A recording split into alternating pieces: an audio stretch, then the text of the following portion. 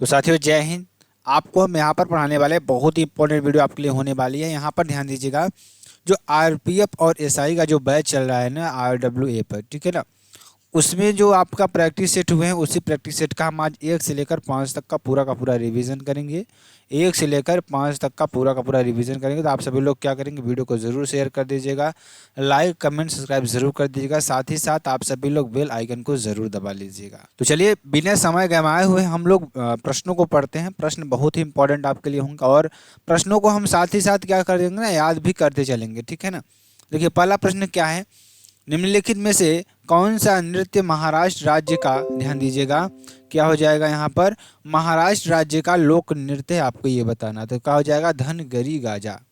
कौन सा हो जाएगा, धनगरी गाजा हो जाएगा। अगर महाराष्ट्र की बात करें तो महाराष्ट्र में लावड़ी आपका हो जाएगा, पोवाड़ा हो जाएगा, कोली, बद्या, मुरली आपका हो जाएगा। अगर गुजरात की बात करूँ, गुजरात में गरबा हो जाएगा, डांडिया, भवई और डांग, ठीक, ये सारे नृत्य आपके हो जाएंगे।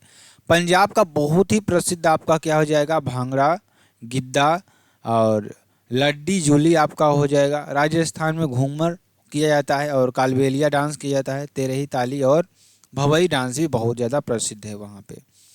चलिए आगे चलेंगे। देखिए भूटिया नृत्य निम्नलिखित में से किस राज्य में किया जाता है। भूटिया नृत्य की बात करेंगे, भूटिया, और हम लोग बहुत अच्छी तरीके से क्या करेंगे ना, बहुत ही तेजी के साथ रिवीजन करें। अगर हम धीरे सिलो सिलो ही या धीरे धीरे रिवीजन कराएंगे तो आपको समझ में नहीं आएगा, मतलब कि समझ में तो आएगा लेकिन आपका समय वहाँ पर बहुत ज़्यादा लॉस होगा। इसलिए यहाँ पर बहुत ही तेज़ी से हम कराएंगे। आज 1 से लेकर 5 तक करवा दे रहे हैं हम, 5 से लेकर 20, उस सारे 20 क्लासेस हुई हैं, सभी क्लासेस को फिनिश कर देंगे 2 दिन में, ठीक है। तो आप लोग बिल्कुल घबराएं नहीं, अब आपकी वीडियो लगातार आएगी। भूटिया नृत्य निम्नलिखित में से किस राज्य में किया जाता है। तो भूटिया नृत्य सिक्किम में किया जाता है। अगर नागालैंड की बात करें, नागालैंड में गोडसे और अल्लू यट्टू आपका हो जाएगा। उड़ीसा में गोटीपुआ, पाइका और डप आपका हो जाएगा, ठीक। अगर मैं बात करूं सिक्किम, पश्चिम बंगाल आप लिख लीजिएगा। सिक्किम में आपका ध्यान दीजिएगा, सिक्किम की राजधानी क्या है, गंगटोक है। इसकी स्थापना कब होती है, 1975 में होती है। और पुरुलिया, बाउल और गंभीरा, ये पश्चिम बंगाल का नृत्य आपका हो जाएगा, मतलब ध्यान दीजिएगा। और राज्यपाल यहाँ के, कहाँ के, सिक्किम के राज्यपाल कौन है, राज्यपाल ओम प्रकाश हैं। और सीएम की बात करेंगे प्रेम सिंह तवांग आपके हो जाएंगे। और सिंघी छम, संगे छम, चू फाट और तवांग शेलो शेरपा, यहाँ की आपका क्या हो जाएगा, ठीक है ना। आगे चलेंगे। भगोरिया स्वांग निम्नलिखित में से किस त्योहार से संबंधित है। तो भगोरिया स्वांग निम्नलिखित में से किस त्योहार से संबंधित है। तो होली से संबंधित है। और हिंदू त्योहार की बात करेंगे बसंत ऋतु, आदिवासी त्योहार है ये। अगर जनजाति की बात करें, कौन सी जनजाति मनाते हैं, तो हार्नबिल नागालैंड में। अगर मैं बात करूं नागाबो जतारा, ये आपका क्या हो जाएगा, दुशु पर्व झारखंड में। बस्तर दशहरा की बात करेंगे, आयोजन दिन में 9 दिन, आंध्र प्रदेश और वेंकटेश्वर मंदिर। तिरुपति तिरुमाला महोत्सव प्रतिवर्ष मनाया जाता है, ठीक। चलिए आगे चलेंगे। आगे देखिए, चेतियागिरी विहार महोत्सव किस राज्य में आयोजित किया जाता है। तो चेतियागिरी विहार महोत्सव किस राज्य में आयोजित किया जाता है। तो मध्य प्रदेश में आयोजित किया जाता है। अगर हिमाचल प्रदेश की बात करें, हालदा, माधी, डूंगरी, चत, कल्लू, दशहरा आपका ये हो जाएगा। अगर मध्य प्रदेश की बात करूं, मध्य प्रदेश में आपका राजस्थान। अगर मध्य प्रदेश की राजधानी की बात करें, भोपाल हो जाएगी। और राज्यपाल यहाँ कौन है, राज्यपाल गंगू भाई छगन भाई पटेल जिसे कहते हैं। और सीएम यहाँ पे डॉक्टर मोहन यादव। इसके पहले कौन थे, शिवराज सिंह चौहान थे, आप लोग सभी लोग जानते हैं। अगर गठन की बात करें तो मध्य प्रदेश का गठन होता है 1 नवंबर 1956 को होता है, याद कर लीजिएगा। जो मध्य प्रदेश का गठन होता है ना, 1 नवंबर 1956 को होता है। त्रिपुरा की बात करेंगे, त्रिपुरा में देखिए, त्रिपुरा खारची केरिया, तेलंगाना की बथुकम्मा और ओदाराग जतारा भुनालू आपका ये हो जाएगा। पश्चिम बंगाल में पाइला, वैशाख, दुर्गा पूजा, आपकी ये सारी चीज़ें हो जाएंगी, ठीक। चलिए आगे चलेंगे। आगे देखिए, माधवपुर मेला, ध्यान दीजिएगा, माधवपुर मेला की बात करें, माधवपुर मेला देखिए ध्यान दीजिएगा, जो कि आपके लिए बहुत इंपॉर्टेंट है। तो माधवपुर मेला ये पोरबंदर गुजरात में लगता है और आयोजित किया जाता है, ठीक है ना। अगर मैं बात करूं जो माधवपुर मेला है भगवान कृष्ण और रुक्मणी के लिए प्रसिद्ध है और शुरुआत इसकी रामनवमी पर होती है। विश्व का सबसे बड़ा मेला जहां ऊंट मेला होता है पुष्कर राजस्थान में लगता है, और बाड़मेर पशु मेला, बंदी महोत्सव, बीकानेर ऊंट महोत्सव, मेवाड़ उत्सव, उदयपुर, आपका ये सारे हो जाएंगे। ठीक। कुंभ मेला की बात करें, कुंभ मेला और संगम किस राज्य में प्रसिद्ध है? तो कुंभ मेला और संगम किस राज्य में प्रसिद्ध है आपको ये बताना है। तो ये उत्तर प्रदेश में प्रसिद्ध है। इसकी शुरुआत होती है किस शासनकाल में? तो हर्षवर्धन के शासनकाल में होती है। इसकी शुरुआत होती है ना, ये हर्षवर्धन के शासनकाल में होती है। और यूनेस्को में यहाँ पर लगभग 43 यूनेस्को में जो विश्व धरोहर है इसमें 43वें स्थान पर। और इसकी स्थापना कब होती है? 16 नवंबर 1945 को। हेडक्वार्टर इसका पेरिस फ्रांस में है। और 40वां धौलावीरा गुजरात और 41वां शांति निकेतन पश्चिम बंगाल में है। अगर अर्ध कुंभ की बात करें तो 6 वर्ष में लगता है। अगर प्रयागराज हरिद्वार में लगता है। ठीक। अगर कुंभ मेला वर्ष में 12 वर्ष के बाद लगता है और 4 जगह पर लगता है। प्रयागराज संगम जहाँ पर 3 नदियों का मिलन है वहाँ पर, उज्जैन सिप्रा में, हरिद्वार गंगा और नासिक गोदावरी में लगता है। यूनेस्को की 13वीं अमूर्त सांस्कृतिक विरासत है ये। ठीक है ना। चलिए आगे चलेंगे। आगे देखिए आपका क्या हो जाएगा, आगे चलेंगे। और 42वें नंबर पर होयसल कर्नाटक के मंदिर आपके हो जाएंगे। ठीक है। चलिए आगे चलेंगे। आगे देखिए आपका क्या हो जाएगा जो कि आपके लिए बेहद इंपॉर्टेंट और बेहद ही महत्वपूर्ण आपका हो जाएगा। अगर 43वें नंबर की बात करें मोयदम असम आपका हो जाएगा। तिराज सांस्कृतिक 35 और प्राकृतिक में 7 और मिश्रित में 1 आपकी हो जाएंगी। ठीक। चलिए आगे चलेंगे। आगे देखिए भारत ने दूसरी बार एशियाई खेलों का आयोजन किस वर्ष में किया था? तो भारत में दूसरी बार जो एशियाई खेलों का आयोजन होता है किस वर्ष किया गया था? तो 1982 में किया गया था। अगर प्रत्येक वर्ष की बात करें 4 वर्ष में लगता है। और 1951, 1978 में। और विनियमित एशियाई खेल संघ आपका हो जाएगा। 1982 में आयोजन होता है एशिया ओलंपिक परिषद के द्वारा। इसका प्रथम संस्करण कब होता है? 1951 में होता है नई दिल्ली में। सेकंड कब होता है? 1954 में होता है मनीला फिलीपींस में आपका होता है। 19वां एशियाई खेल 2023 में। इसका आयोजन कहाँ? चीन में आपका होता है। ठीक है ना। चलिए आगे चलेंगे। आगे देखिए 19वां एशियाई खेल 2023 की बात करेंगे। आयोजन कहाँ पर हुआ? हांगझाऊ चीन में होता है। और 23 सितंबर से लेकर 8 अक्टूबर तक होता है। 2023 तक आपका हुआ। इसका शुभंकर क्या था? Chen Chen Kang Kang Lian Lian Lian Lian था। मेमोरीज ऑफ जियांगन आपका हो जाएगा। उद्घाटन समारोह में ध्वजवाहक कौन थे? हरमनप्रीत सिंह एवं लवलीना बोरगोहेन थी। अगर समापन समारोह की बात करेंगे PR श्रीजेश हॉकी के गोलकीपर हैं ये। अगर प्रथम स्थान की बात करें चीन में 201 स्वर्ण पदक जीता, 111 रजत और 71 कांस्य, कुल 383 इन्होंने मेडल जीते। अगर दूसरे स्थान की बात करें तो जापान हो जाएगा। तीसरा स्थान दक्षिण कोरिया का। और भारत का स्थान क्या था? चौथा स्थान था 28 स्वर्ण के साथ 38 रजत 41 कांस्य और कुल 107 पदक हम लोगों ने जीते हैं वहाँ पे। ठीक। चलिए पुरुष क्रिकेट विश्व कप किस वर्ष शुरू हुआ था? तो 1975 में शुरू हुआ था, याद कर लीजिएगा। पहला इंग्लैंड वेस्ट इंडीज जीता था। पहला इंग्लैंड और वेस्ट इंडीज में होता है, वेस्ट इंडीज जीतता है। ठीक। भारत ने विश्व कप कब जीता है? तो भारत ने 1983 में प्रथम बार जीता, वेस्ट इंडीज को हराया।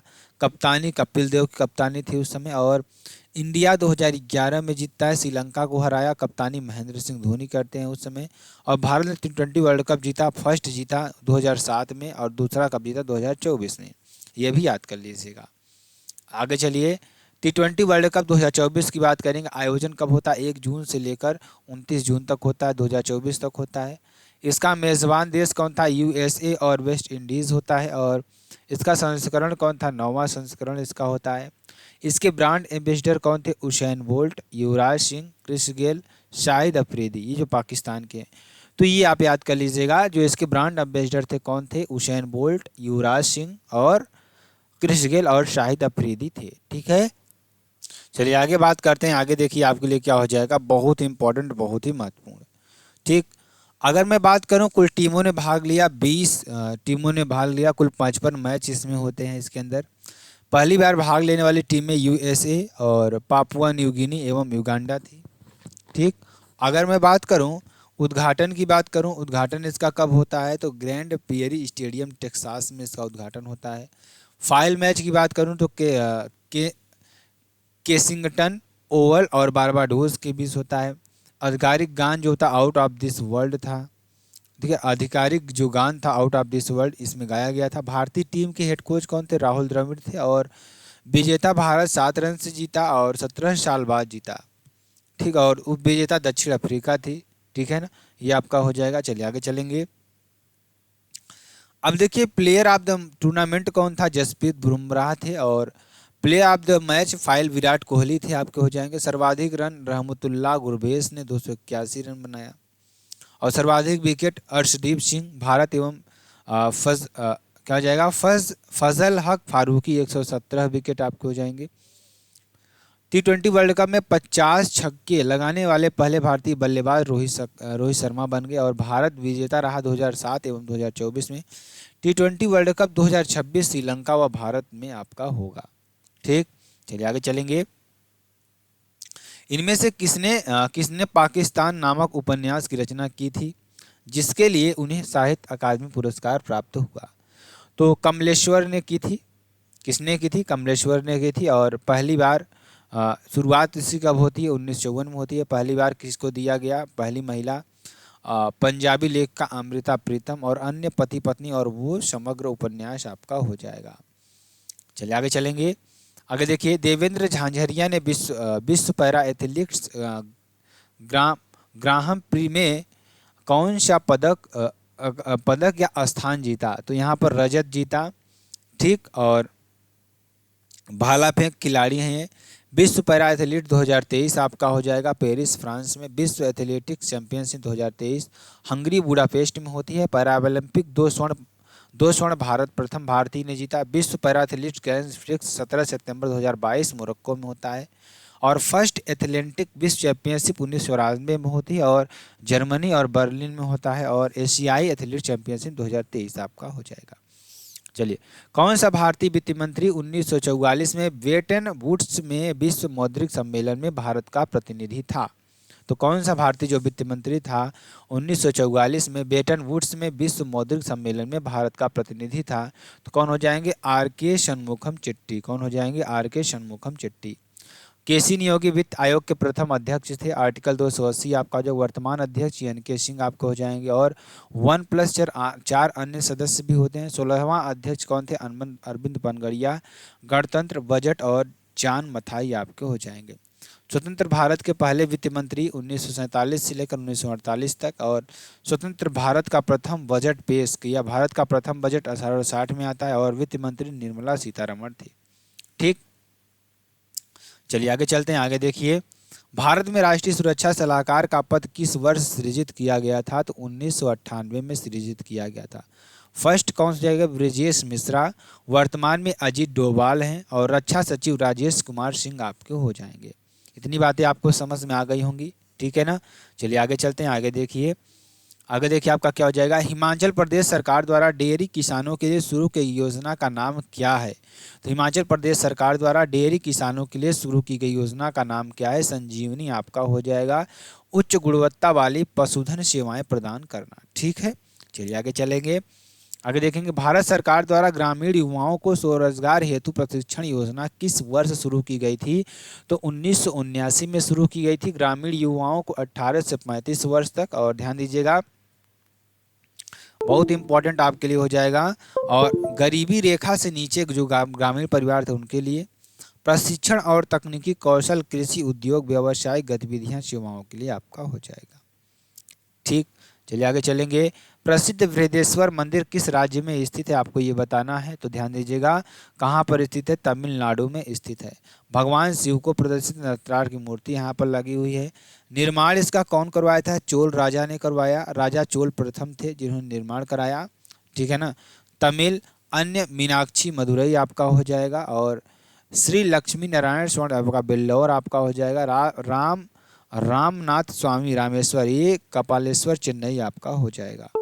ठीक, चलिए आगे चलते हैं। आगे देखिए, बहुत इंपॉर्टेंट, बहुत ही महत्वपूर्ण आपके लिए हो जाएगा। चलिए ध्यान दीजिएगा सभी लोग। भिटारी मंदिर किस राज्य में स्थित है? आपको ये बताना है। कौन सा? भिटारी मंदिर किस राज्य में स्थित है? आपको ये बताना है। तो भिटारी मंदिर आपका कहाँ पर हो जाएगा? उत्तर प्रदेश में हो जाएगा।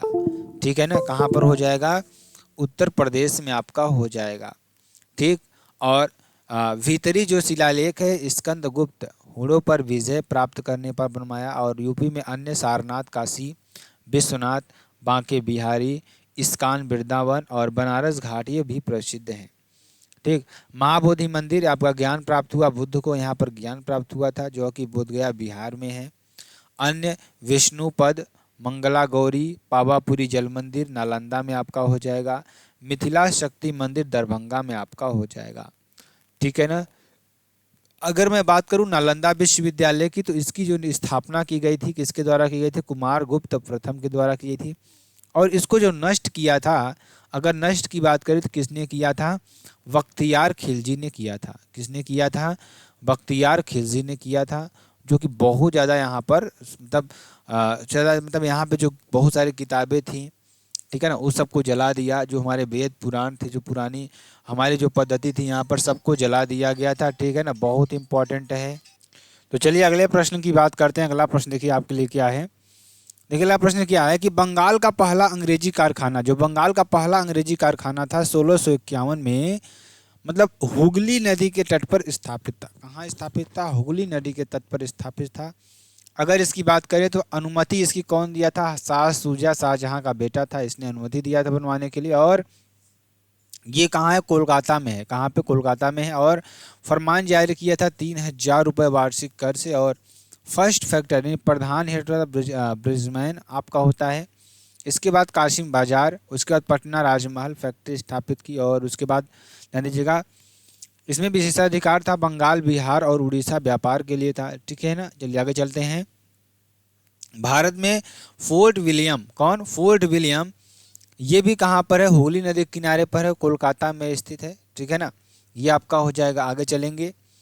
पुर्तगालियों द्वारा 1962 में, कब, 1962 में नहीं 1662 में इंग्लैंड के राजा चार्ल्स सेकंड को पुर्तगाल के राजा की बहन से शादी करने पर दहेज के रूप में किस भारतीय शहर को उपहार में स्वरूप दिया गया था।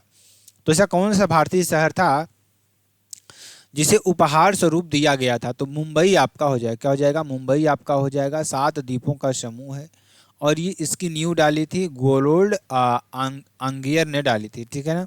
चलिए आगे चलेंगे, आगे देखेंगे। आगे देखिए, शिवाजी ने 1660 के दशक में हमलों की श्रृंखला का नेतृत्व करने के लिए गुरिल्ला नीति की रणनीति और सैन्य रणनीतियों का उपयोग किया था। ठीक, ये आपका हो जाएगा। बहुत इंपॉर्टेंट, बहुत ही महत्वपूर्ण। ठीक है ना।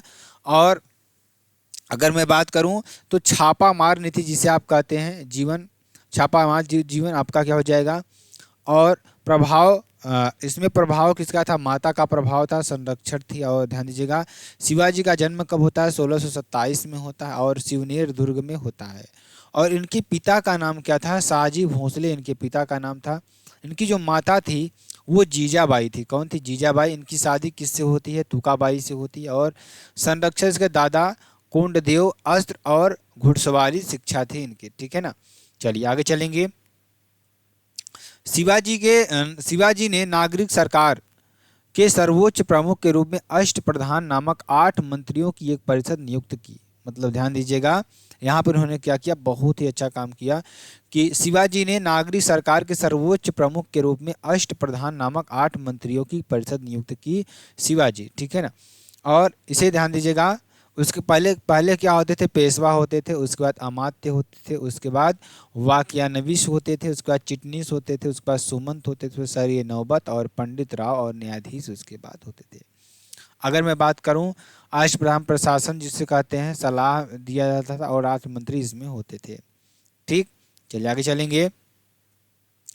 पानीपत की तीसरी लड़ाई वर्ष 1661 में होती है। कब होती है, 1661 में होती है। और अहमद शाह अब्दाली वर्सेस मराठा के द्वारा होती है। अफगान शासक था ये। और फर्स्ट कब था, 1526 में इब्राहिम लोदी के द्वारा होता है। और लोदी वंश का जो अंतिम शासक था, ठीक है ना, ये इब्राहिम लोदी क्या था, इब्राहिम लोदी क्या था, ये लोदी वंश का अंतिम शासक था। क्या था, लोदी वंश का क्या था, ये अंतिम शासक था।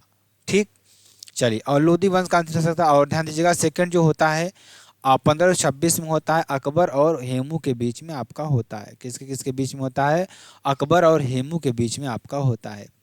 अब ध्यान दीजिएगा, इसमें हेमू क्या होता है, हार जाता है। अकबर तरफ से बैरम खा लड़ता है, ठीक है ना। आगे चलेंगे, आगे चलेंगे, ध्यान दीजिएगा। और मिश्रित अर्थव्यवस्था के बारे में निम्न में से कौन सा कथन सत्य है? ध्यान दीजिएगा, मिश्रित अर्थव्यवस्था, मिश्रित अर्थव्यवस्था के बारे में कौन सा कथन सत्य है, आपको ये बताना है। तो मिश्रित अर्थव्यवस्था एक ऐसी अर्थव्यवस्था है जिसमें सार्वजनिक क्षेत्र सरकारी उद्यमों से युक्त और निजी क्षेत्र जो निजी उद्यमों से युक्त हैं एक दूसरे के सह विद्यमान होते हैं। ये आपका हो जाएगा, यही आपका आंसर सही हो जाएगा। ठीक, चलिए आगे चलेंगे।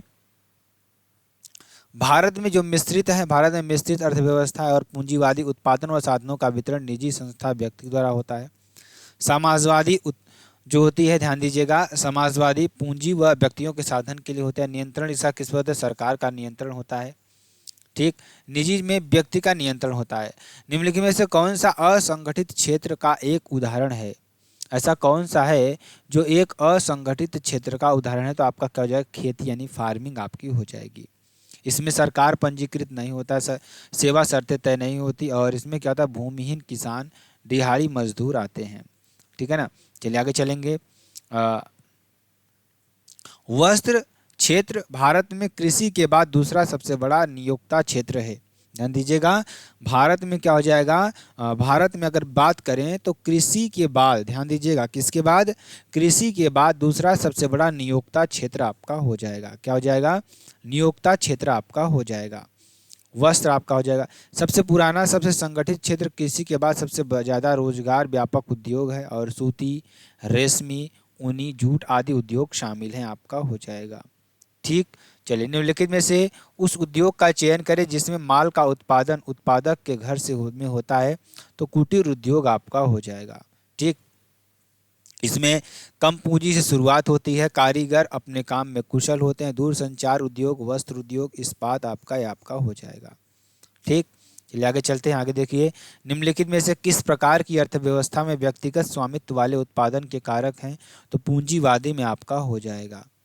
ठीक है, चलिए आगे चलेंगे। लक्षद्वीप समूह और अंडमान निकोबार द्वीप समूह में समुद्र तट की सहित भारत की समुद्र तट की लगभग कुल लंबाई क्या है?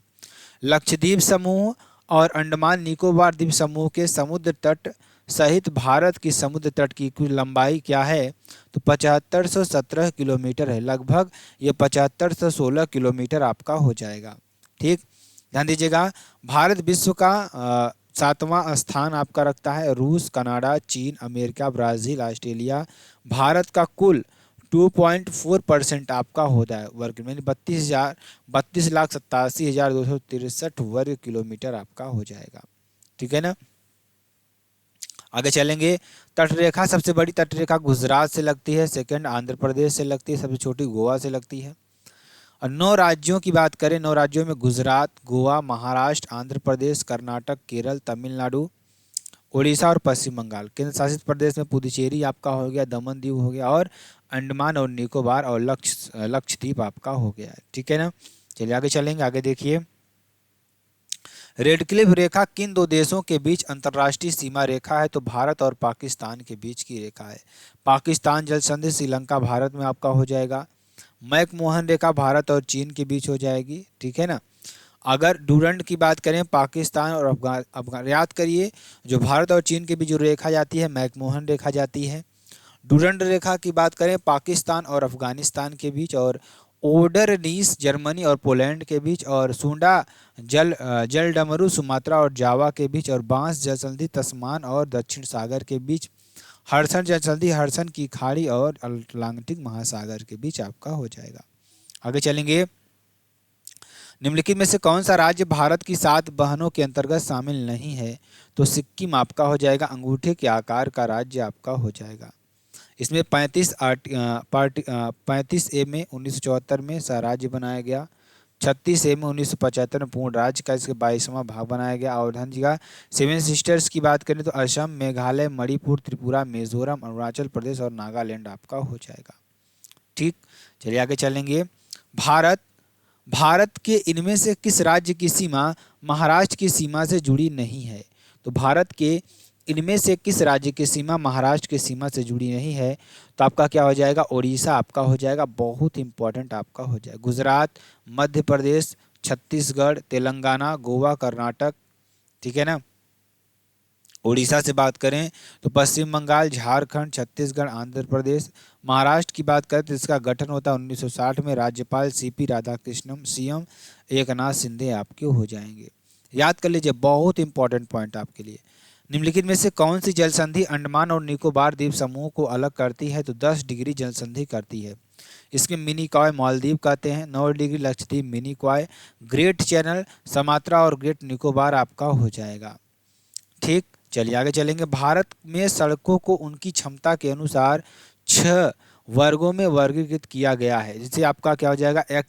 एक्सप्रेस वे, राष्ट्रीय राजमार्ग, राज्य राजमार्ग, जिला सड़कें, ग्रामीण सड़कें, सीमा सड़कें। भारत का सबसे लंबा राष्ट्रीय राजमार्ग NH-27 है, उत्तरी श्रीनगर से दक्षिणी कन्याकुमारी तक, और इसमें 3745 किलोमीटर तक कुल रास्ता है।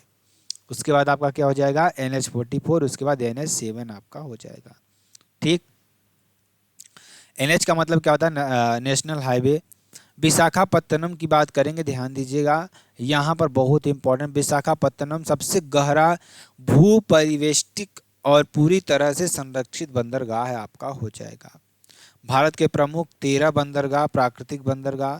सबसे बड़ा कृत्रिम जवाहरलाल नेहरू और वधावन महाराष्ट्र, सबसे बड़ा मुंबई, सबसे गहरा समुद्री गंगावरम, और आंध्र प्रदेश आपका हो जाएगा। पहला भाषा आधारित राज्य आपका हो जाएगा। चलिए आगे चलेंगे, आगे देखिए। भारत की जनगणना 2011 के अनुसार निम्नलिखित में से कौन सा विकल्प भारत में सबसे अधिक शहरीकृत केंद्र शासित प्रदेशों के समूह को दर्शाता है? तो दिल्ली और चंडीगढ़ आपका हो जाएगा। जनगणना 2011 दो चरणों में, जनसंख्या गणना, मकान सूचीकरण। पहली जनगणना 1872 मेयो में और नियमित 1881 रिपन में। जनगणना संघ सूची का विषय है, और 15वीं जनगणना जनगणना आयुक्त सी चंद्रमौली आपके हो जाएंगे। ठीक, लिंगानुपात की बात करें, केरल और पुदुचेरी, साक्षरता केरल लक्षद्वीप, और जनसंख्या यूपी और दिल्ली आपका हो जाएगा। ठीक, भारत की जनगणना 2011 के अनुसार राष्ट्रीय महिला श्रम बल भागीदारी दर क्या है? तो 25.51%। पुरुषण की बात करें तो 53.26%, और ग्रामीण क्षेत्र की बात करें 30.2%। शहरी की बात करें पुरुष में तो 53.03%, और ग्रामीण क्षेत्र में महिला सबसे अधिक अरुणाचल प्रदेश में 47.4% आपका हो जाएगा। चलिए आगे चलते हैं, आगे देखिए आपका क्या हो जाएगा। बहुत इंपॉर्टेंट प्रश्न ये भी है। भारत में कौन सी पंचवर्षीय योजना हेरोल्ड डोमर मॉडल पर आधारित थी? तो आपका बहुत ही अच्छी तरीके से इसको याद कर लीजिएगा। ये आपकी हो जाएगी पहली पंचवर्षीय योजना।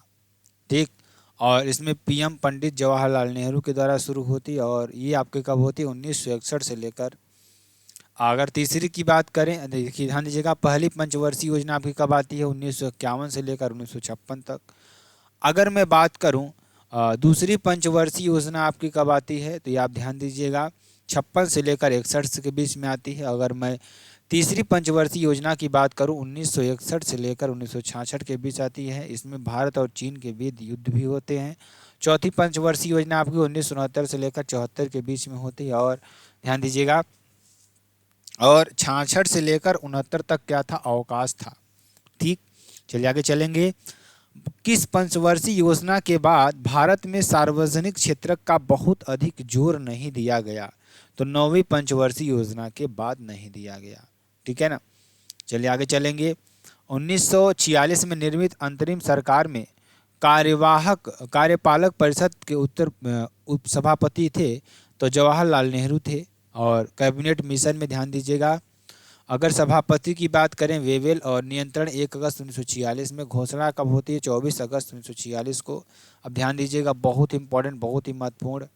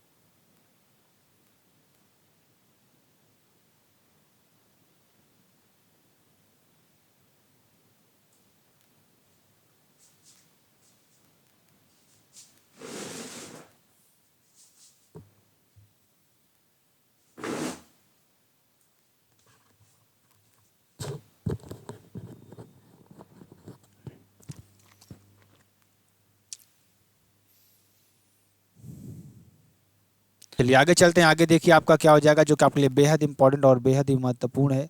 ठीक है, चलिए ध्यान दीजिएगा सभी लोग। भारत के लिए संविधान की रचना हेतु संविधान सभा का विचार निम्नलिखित में से सर्वप्रथम किसने प्रस्तुत किया था? तो स्वराज पार्टी ने प्रस्तुत किया था। ठीक, किसने किया था? स्वराज पार्टी ने प्रस्तुत किया था। ठीक, चलिए आगे चलेंगे, आगे देखिए। भारतीय संविधान को बनाने हेतु संविधान सभा के कुल कितने अधिवेशन हुए? तो 12 अधिवेशन आपके होते हैं। 24 जनवरी 1950 को होता है। और इसके डिजाइन कौन थे? नंद कुमार बोस थे। संविधान में जो बहस होती है कितने दिन तक चलती है? 114 दिन तक चलती है। और इसमें जो खर्चा होता है 63,96,729 रुपये खर्चा होता है, लगभग 64 लाख रुपए खर्चा होता है। ठीक, इसका अवलोकन 60 देशों के द्वारा होता है, ग्रहण 10 देशों के द्वारा होता है। सबसे ज़्यादा प्रभाव 1935 का एक्ट है। और संविधान लेखक प्रेम बिहारी नारायण रायजादा थे, शुद्ध हिंदी में बसंत कृष्ण वैद। और 11 सत्र यानी 26 नवंबर 1949 को निर्माण यानी कि बनकर तैयार हुआ, यानी अंगीकृत किया गया। बनाने का समय 2 वर्ष 11 माह 18 दिन तक लगा। ठीक, भारत का संविधान पूर्ण रूप से तैयार हुआ था कब? ध्यान दीजिएगा, कब तैयार हुआ था? 26 नवंबर 1949 को पूर्ण रूप से तैयार हुआ। इसीलिए संविधान या विधि दिवस कब मनाते हैं? ध्यान दीजिएगा, बहुत इंपॉर्टेंट, बहुत ही महत्वपूर्ण आपका हो जाएगा। ठीक, चलिए आगे चलते हैं, आगे देखिए आपका क्या हो जाएगा जो कि आपके लिए बेहद इंपॉर्टेंट और बेहद ही महत्वपूर्ण है। संविधान लागू कब होता है? आर्टिकल 395 में 465। ठीक है ना। और जो शेड्यूल थी, जो अनुसूचियाँ थी 8 थी, मतलब जब संविधान लागू हुआ था तब उसमें जो आर्टिकल थे 395 आर्टिकल थे, अब लगभग 465 प्लस हो गए हैं। ठीक, अगर मैं शेड्यूल्स की बात करें, अनुसूचियों की बात करें, तो आपका क्या हो जाएगा? 8 थी, अब लेकिन अब क्या हो जाएगा? 12 अनुसूची हो जाएगा। अब पार्ट भाग की बात करें, 22 भाग था, अभी क्या हो गया? लगभग 25 भाग आपके हो गए हैं। इसमें संविधान सभा में कुल महिलाओं की संख्या कितनी थी? 15, एसटी 26, एसटी 33। ठीक है ना। चलिए आगे चलेंगे, आगे चलेंगे। 1937 के चुनाव के पश्चात यूपी में गठित मंत्रिमंडल में किसको वित्त विभाग दिया गया था? तो रफ़ी अहमद किदवई को दिया गया था। किसको दिया गया था? रफ़ी अहमद किदवई को दिया गया था। सीएम, उसमें सीएम कौन थे? गोविंद बल्लभ पंत थे। और 8 प्रांतों में इंडियन नेशनल कांग्रेस, 3 प्रांतों में सिंध, पंजाब, बंगाल में नहीं थी। आगे चलेंगे, आगे देखिए। संविधान निर्मात्री परिषद की झंडा समिति के अध्यक्ष कौन थे? तो डॉक्टर राजेंद्र प्रसाद थे। ठीक, आगे चलेंगे, आगे देखिए। प्रधानमंत्री जनजातीय उन्नत ग्राम अभियान योजना के लिए कितने करोड़ रुपए आवंटित किए गए थे? तो 79.15 करोड़ रुपए किए गए थे। जनजातीय गांव और परिवार को फोकस करना, शिक्षा और स्वास्थ्य के लिए, आर्थिक सशक्तिकरण के लिए। ठीक, चलिए आगे चलेंगे, आगे देखिए। चर्चित नगर वन योजना किस मंत्रालय द्वारा शुरू की गई थी? तो पर्यावरण, वन एवं जलवायु परिवर्तन मंत्रालय द्वारा की गई थी। ठीक, चलिए। वर्ष 2025 में कौन अंतर्राष्ट्रीय अंतरिक्ष स्टेशन के लिए आक्जिम 4 मिशन का संचालन करेंगे? तो शुभांशु शुक्ला करेंगे। कौन करेंगे? शुभांशु शुक्ला आपको हो जाएगा। आगे चलेंगे। Player of the tournament Jasprit Bumrah, man of the match final Virat Kohli थे। सर्वाधिक रन रहमतुल्लाह गुरबेज 281, ये तो मैंने ऊपर आपको बताया। ठीक, चलिए आगे चलेंगे। हाल ही में कौन महिला दिल्ली की अब तक की तीसरी महिला मुख्यमंत्री हैं? तो ध्यान दीजिएगा, कौन है? आतिशी, मतलब आतिशी हैं। तो यहाँ पर फर्स्ट शीला दीक्षित, सेकंड शीला दीक्षित हैं। ठीक है ना। तो यहाँ पर कौन हो जाएंगी? आतिशी आपकी हो जाएंगी। ठीक, चलिए। जूनियर विश्व भारोत्तोलक चैंपियनशिप 2024 में भारत के धनुष लोगानाथन ने कौन सा पदक जीता? तो कांस्य पदक जीता। किसमें? जूनियर विश्व भारोत्तोलक चैंपियनशिप 2024 में भारत के धनुष लोगानाथन ने कौन सा पदक जीता? तो कांस्य पदक आपका हो जाएगा। आगे चलेंगे। मिस इंडिया वर्ल्ड कप, ध्यान दीजिएगा, क्या हो जाएगा? Miss India world wise 2024 title किसने जीता? तो किसने जीता, ये आपका होमवर्क हो जाएगा, ये आपका लीजिएगा। चलिए आगे चलेंगे, आगे देखेंगे। चलिए कुछ चीज़ों को हम पढ़ेंगे। साहित्य अकादमी पुरस्कार 2023 की बात करेंगे। अंग्रेजी में किसको दिया गया? नीलम शरण गौर को दिया गया। इनका उपन्यास कौन था? रेक्यूम इन रागा जानकी। ठीक। हिंदी में संजीव रेड्डी को दिया गया कौन से उपन्यास के लिए? मुझे पहचानों के लिए। मैथिली शरण गुप्त को दिया, मैथिली को दिया गया वासुकीनाथ झा निबंध बोध संकेतन के लिए। अगर मैं बात करूं उर्दू में, सादिका नवाब शहर को दिया गया उपन्यास कौन से उपन्यास के लिए? राजदेव की अमराई। अगर मैं बात करूं संस्कृत की, संस्कृत में अरुण रंजन मिश्र को दिया गया कौन सी कविता के लिए? शून्य मेघ गानम के लिए दिया गया। असमिया की बात करें, प्रवण ज्योति डेका कहानी डॉक्टर प्रवण ज्योति डेकर श्रेष्ठ सल्व आपका हो जाएगा। बोडो की बात करें, नंदेश्वर दैमारी कहानी जीव शफरनी दाखवान आपका हो जाएगा। डोंगरी की बात करें, विजय वर्मा को दिया गया कविता गजल दऊ संधिया एक सीर। ठीक। गुजराती में किसको दिया गया? विनोद जोशी को दिया गया प्रबंध के लिए। काव्य सौरंदरी के लिए दिया गया। कन्नड़ में दिया गया लक्ष्मीसा तालपड़ी को निबंध महाभारत अनुसंधानदा के लिए दिया गया। अगर कश्मीर की बात करें तो मंसूर बनिहाली को दिया गया कविता एथ वाहे हेले सॉन्ग के लिए। ठीक है ना। चलिए आगे चलेंगे। कोंकणी की बात करें, प्रकाश एस पर्रिकर को दिया गया कहानी वर्सल के लिए। मलयालम की बात करें, ईवी रामकृष्णन को दिया गया आलोचना के लिए मलयाला नोविलेंटे।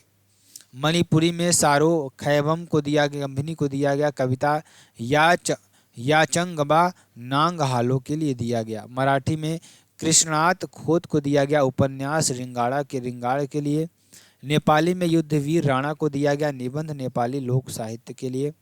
उड़िया में आशुतोष परिंडा को दिया गया कविता कौन सी? अप्रस्तुत मृत्यु के लिए। और पंजाबी में स्वर्णजीत रसवी को दिया कविता मंदी चिप के लिए। और राजस्थानी में गजेश सिंह राजपुरोहित कविता पलकती प्रीत के लिए दिया गया। संथाली में तुरिया चंद वास्की को दिया कहानी जाबा वाहा के लिए दिया गया।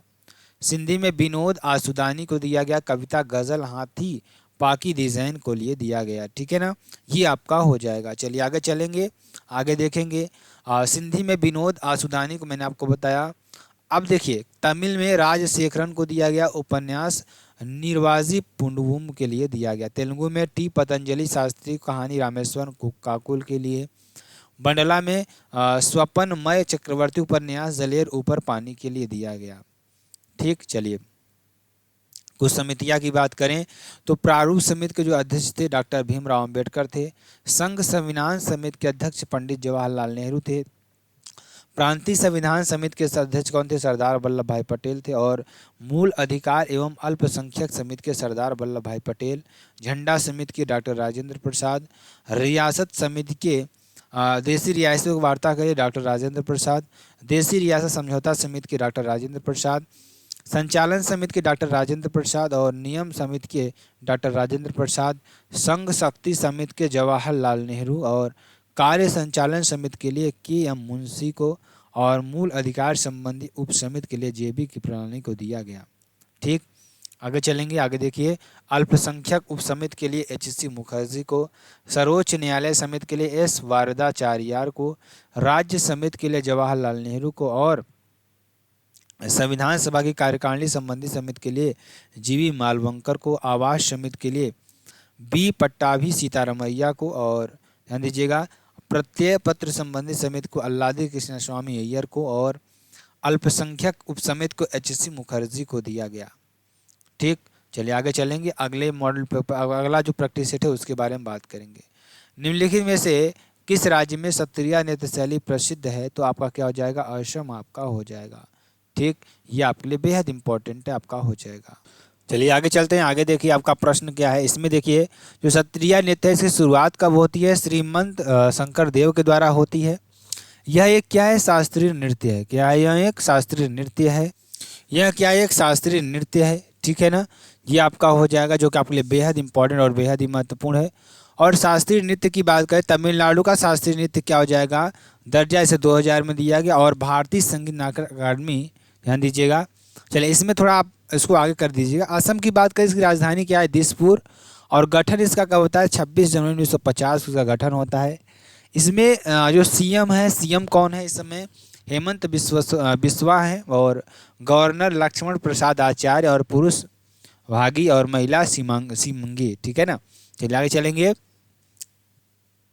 ध्यान दीजिएगा। अगला प्रश्न देखिए, निम्नलिखित कथनों में से कौन सा सत्य है, आपको ये बताना है। तो ध्यान दीजिएगा कौन सा कथन सत्य है। पहला कथन देखिए क्या है, शास्त्रीय नृत्यों में से रस और भाव जैसी भारतीय तकनीकों की उत्पत्ति भरत मुनि के नाट्य शास्त्र से हुई है। कहाँ से? भरत मुनि के नाट्य शास्त्र से हुई है। सेकंड कथन में आपका भरतनाट्यम की उत्पत्ति उड़ीसा में हुई है। तो ये आपका क्या हो जाएगा, केवल कथन आपका एक सही है, दूसरा कथन आपका सही नहीं है। ठीक, चलिए अन्य नाम की बात करेंगे, चलिए इसको छोड़िए आप, ठीक है ना। चलिए ध्यान दीजिएगा, गुग्गा यानी कि गूंगा नवमी हरियाणा और पंजाब, राजस्थान, यूपी एवं हिमाचल प्रदेश के कुछ हिस्सों में मनाया जाने वाला त्यौहार है। इसे नाग पूजा के त्यौहार के रूप में जाना जाता है। ये आपका आंसर हो जाएगा। गुग्गा पीर के सम्मान में भादों के महीने में अगस्त सितंबर में कृष्ण पक्ष के 9वें दिन आपका होता है। ठीक, चलिए आगे चलेंगे। दौल उत्सव मुख्यतः निम्नलिखित में से किस राज्य में मनाया जाता है? कौन सा उत्सव? दौल उत्सव की बात करेंगे। दौल उत्सव मुख्यतः निम्नलिखित में से किस राज्य में मनाया जाता है? तो असम में आपका मनाया जाता है। देखिए कुछ और उत्सव की बात करें अन्य में, जैसे इसे होली या रंग भी कहते हैं, ये आप याद कर लीजिएगा। बिहू की बात करें, बोहांग रोंगाली अप्रैल में, कोलंग कटी ये आपका अक्टूबर में, भोंगाली या माघ बिहू जनवरी में आपका मनाया जाता है।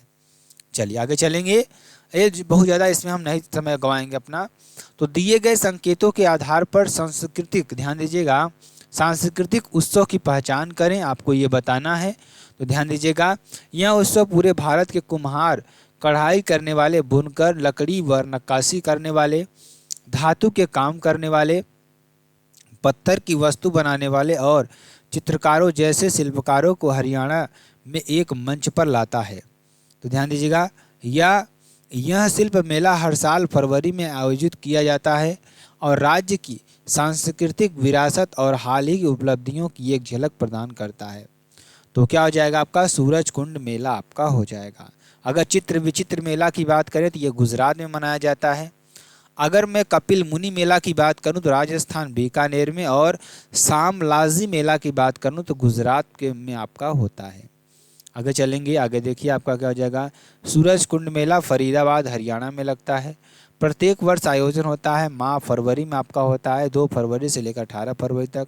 मशहूर अंतर्राष्ट्रीय शिल्प मेला आपका हो जाएगा और आयोजन हरियाणा पर्यटन विभाग आपका होता है। ठीक है ना। चलिए आगे चलेंगे, आगे देखिए आपका क्या हो जाएगा, श्री जगन्नाथ जी का मेला अलवर में आयोजित किया जाता है। यहाँ पर क्या हो जाएगा, अलवर में आयोजित किया जाता है। ठीक है ना।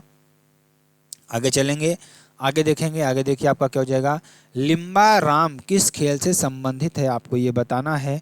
तो लिम्बा राम किस खेल से संबंधित है आप बताना है। तो लिम्बा राम खेल किस से संबंधित? तीरंदाजी से संबंधित है।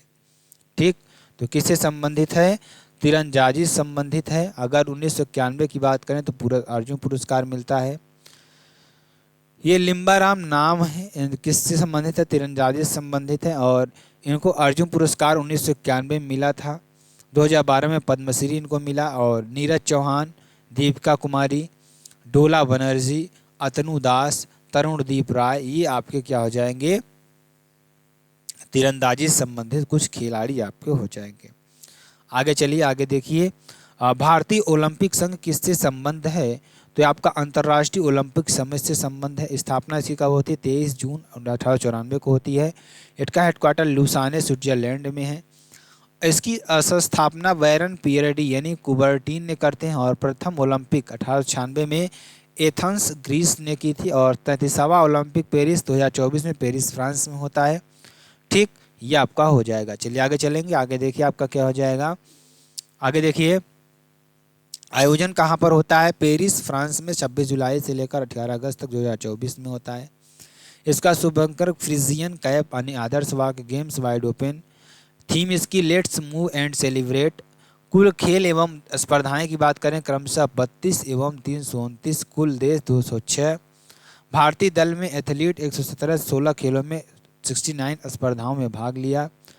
4 शामिल नए खेल आपके breaking, sport climbing, skateboarding, surfing, Bharat के सेफ डे मिशन का प्रमुख गगन नारंग थे। और भारत की ओलंपिक टीम का मुख्य प्रायोजक अडानी समूह।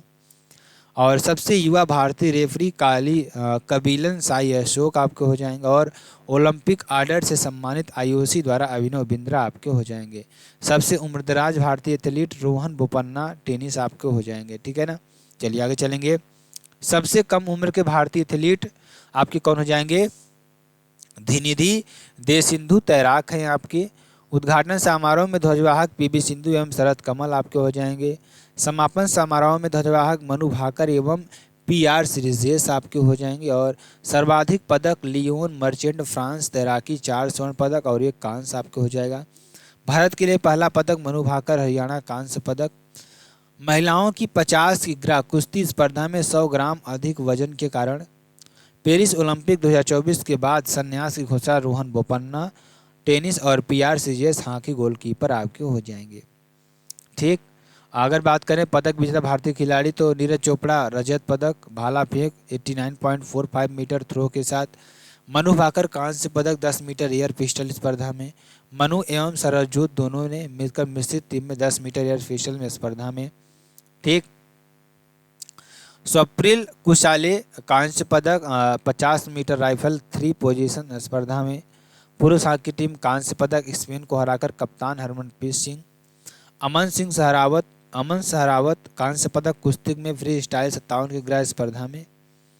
देखिए अमेरिका की बात करें तो अमेरिका सबसे आगे रहा 126, गोल्ड 40, सिल्वर 44 और ब्रांज 42। अगर भारत की बात करें तो देखिए दूसरे नंबर पर चीन होता है। चीन कितना? चीन आपका 91, चीन 91। और अगर मैं बात करूं जापान की, जापान 45 पदक। और भारत की बात करें तो 71 पदक स्वर्ण पदक जीता। ठीक है ना, आगे स्वर्ण पदक नहीं जीता है, इसमें 71 पदक कुल जीते हैं। चलिए आगे चलेंगे। द्रोणाचार्य पुरस्कार किस वर्ष शुरू किया गया था? 1985 में दिया गया। और इसमें द्रोणाचार्य में कांस्य प्रतिमा होती है। लाइफ टाइम 15 लाख रुपए, नियमित 10 लाख रुपए। और 1985 में कुश्ती भालचंद्र भारकर भागो को, मुक्केबाजी में ओम प्रकाश भारद्वाज को और एथलीट्स में ओएम नाम्बियार को दिया गया था। ठीक, चलिए आगे चलेंगे। आगे देखेंगे द्रोणाचार्य पुरस्कार 2023 नियमित श्रेणी में कुल 5 लोग थे। ललित कुमार को दिया गया, कुश्ती से संबंधित है। आरबी रमेश को दिया गया, शतरंज संबंधित। और महावीर सैनी को दिया गया पैरा एथलेटिक्स संबंधित। और शिवेंद्र सिंह को दिया गया हॉकी से हैं। और गणेश प्रभाकरण को दिया गया मल्लखम्ब से है। 2023 में लाइफ टाइम 3। और जसकीरत सिंह अग्रवाल गोल्फ में। और भास्करण ई कबड्डी में। जयंत कुमार प्रसीलाल टेबल टेनिस में आपका हो जाएगा। ठीक है ना, चलिए आगे चलेंगे। अर्जुन पुरस्कार की शुरुआत किस वर्ष में हुई थी? 1961 में आपका हो जाएगा। 2023 में 26 लोगों को दिया गया। भारत रत्न 1954 में शुरुआत होता है। नोबेल पुरस्कार 1901 में। और पद्म विभूषण 1954 में। और राजीव गांधी खेल रत्न पुरस्कार 1991 से 92 में। और संगीत नाटक अकादमी पुरस्कार 1952 में आपका हो जाएगा। ठीक, चलिए अर्जुन पुरस्कार 2023 में कुल 26 लोग कौन कौन थे? देखिए मोहम्मद शमी को क्रिकेट के लिए दिया गया। और ओजस प्रवीण देवताले को तीरंदाजी में। अदिति गोपीचंद स्वामी को तीरंदाजी में। शिवशंकर एथलेटिक्स में। और पारुल चौधरी को एथलेटिक्स में। मोहम्मद हुशामुद्दीन को बॉक्सिंग में दिया गया। आर वैशाली को शतरंज में। सुशीला चानू को हॉकी में। और पवन कुमार को कबड्डी में दिया गया। ठीक, चलिए आगे चलेंगे। आगे देखिए रितु नेगी को कबड्डी में, नसरीन को खो खो में, पिंकी को लॉन बॉल्स में, ऐश्वर्या प्रताप सिंह तोमर को शूटिंग में, ईशा सिंह को शूटिंग में और हरिंदर पाल सिंह को स्क्वैश में, अयिका मुखर्जी को टेबल टेनिस में और सुनील कुमार को रेसलिंग में, सुश्रुति अंतिम रेसलिंग आपका हो जाएगा, रोशी बीना देवी वुशु आपका हो जाएगा। ठीक, चलिए और शीतल देवी को पैरा आर्चरी में दिया गया। अजय कुमार को ध्यान दीजिएगा जो कि आपके लिए बेहद इंपॉर्टेंट है, अजय कुमार को ब्लाइंड क्रिकेट में दिया गया। किसमें? ब्लाइंड क्रिकेट में। प्राची यादव को ध्यान दीजिएगा, प्राची यादव को पैरा कैनोइंग में दिया गया। किसमें? पैरा कैनोइंग में। और अनुष अग्रवाल को घुड़सवारी में दिया गया। दिव्य कृति सिंह को घुड़सवारी ड्रेसेस में और दीक्षा डागर को गोल्फ में। कृष्ण बहादुर पाठक को हॉकी में दिया गया। तो तो याद कर लीजिएगा, बहुत ही इंपॉर्टेंट आपके लिए हो जाएगा। अगला क्वेश्चन ध्यान दीजिएगा, बहुत इंपॉर्टेंट, बहुत ही महत्वपूर्ण आपके लिए हो जाएगा, जो कि आपके लिए बेहद इंपॉर्टेंट और बेहद ही महत्वपूर्ण आपका हो जाएगा। देखिए, वीटिंग रिट्रीट समारोह निम्नलिखित में से किस स्थान पर आयोजित किया जाता है? तो विजय चौक पर प्रत्येक वर्ष 29 जनवरी को अर्धसैनिक बलों के द्वारा। ठीक है ना। चलिए आगे चलेंगे। नई दिल्ली में गणतंत्र दिवस परेड के दौरान सलामी कौन लेता है? तो राष्ट्रपति लेता है। ठीक, 26 जनवरी 1950 से शुरू हुआ था और भारतीय संविधान लागू होता है हमारा। ठीक इसी दिन को कर्तव्य प्रथ यानी पूर्व राज्य पथ नई दिल्ली गणतंत्र दिवस 75वां आपका हो जाएगा। ठीक, 2024 में थीम आपका क्या हो जाएगा? भारत लोकतंत्र की मृतिका आपका हो जाएगा। चलिए आगे चलते हैं, आगे देखिए आपका क्या हो जाएगा। अब देखिए 2024 में थीम थी भारत लोकतंत्र की मृतिका। ठीक है ना। 2024 में मुख्य अतिथि कौन थे? फ्रांस के राष्ट्रपति इमैनुअल मैक्रों थे। ठीक, चलिए आगे चलेंगे, आगे देखिए।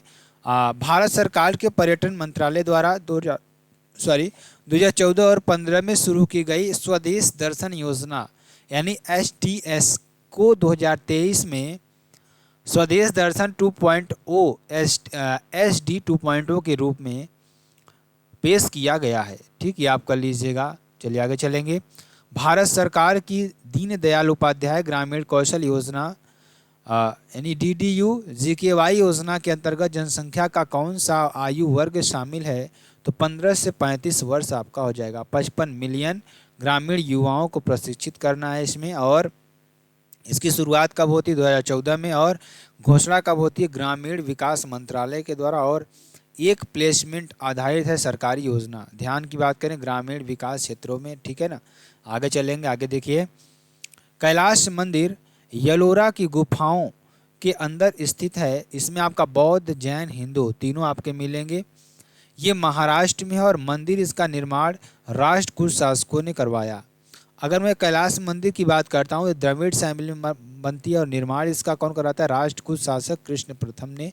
कैलाश मंदिर दुनिया की सबसे बड़ी अखंड संरचना आपकी है। ठीक है ना। चलिए आगे चलेंगे। मंदिर और उसकी स्थिति वाले राज्य के सही संयोजन का चयन कीजिए।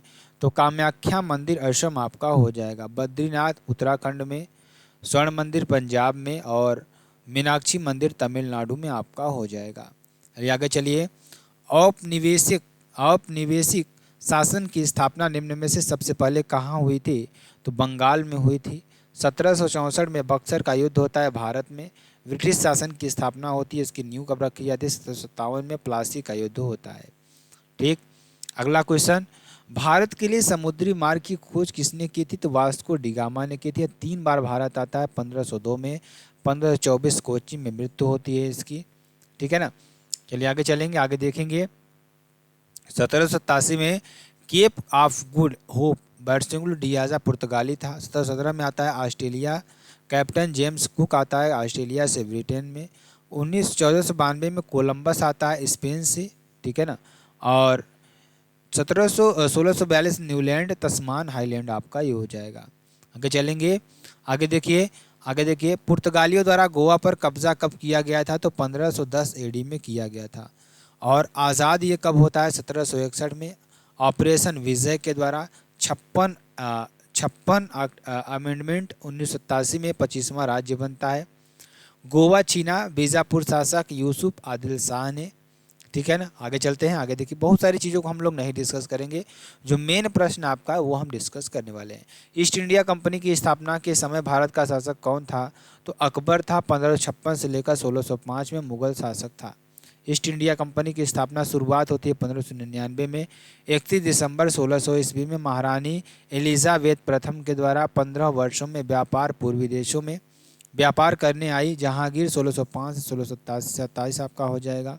ठीक, चलिए। भारत के पूर्वी तट पर स्थित इनमें से किस स्थान पर अंग्रेजों ने 1611 में अपना पहला कारखाना खोला? तो मछलीपट्टनम में खोला। ठीक है ना, ये आपका हो जाएगा। चलिए, अमेरिका, इसमें से कौन सा खोजकर्ता भारत आना चाहता था किंतु इसके बजाय अमेरिका के तट पर पहुंच गया था? तो क्रिस्टोफर कोलंबस आपके हो जाएंगे। ठीक, चलिए। निम्नलिखित में से किस देश के साथ भारत अपनी सबसे लंबी भू सीमा साझा करता है? तो बांग्लादेश के साथ करता है, 4096 किलोमीटर।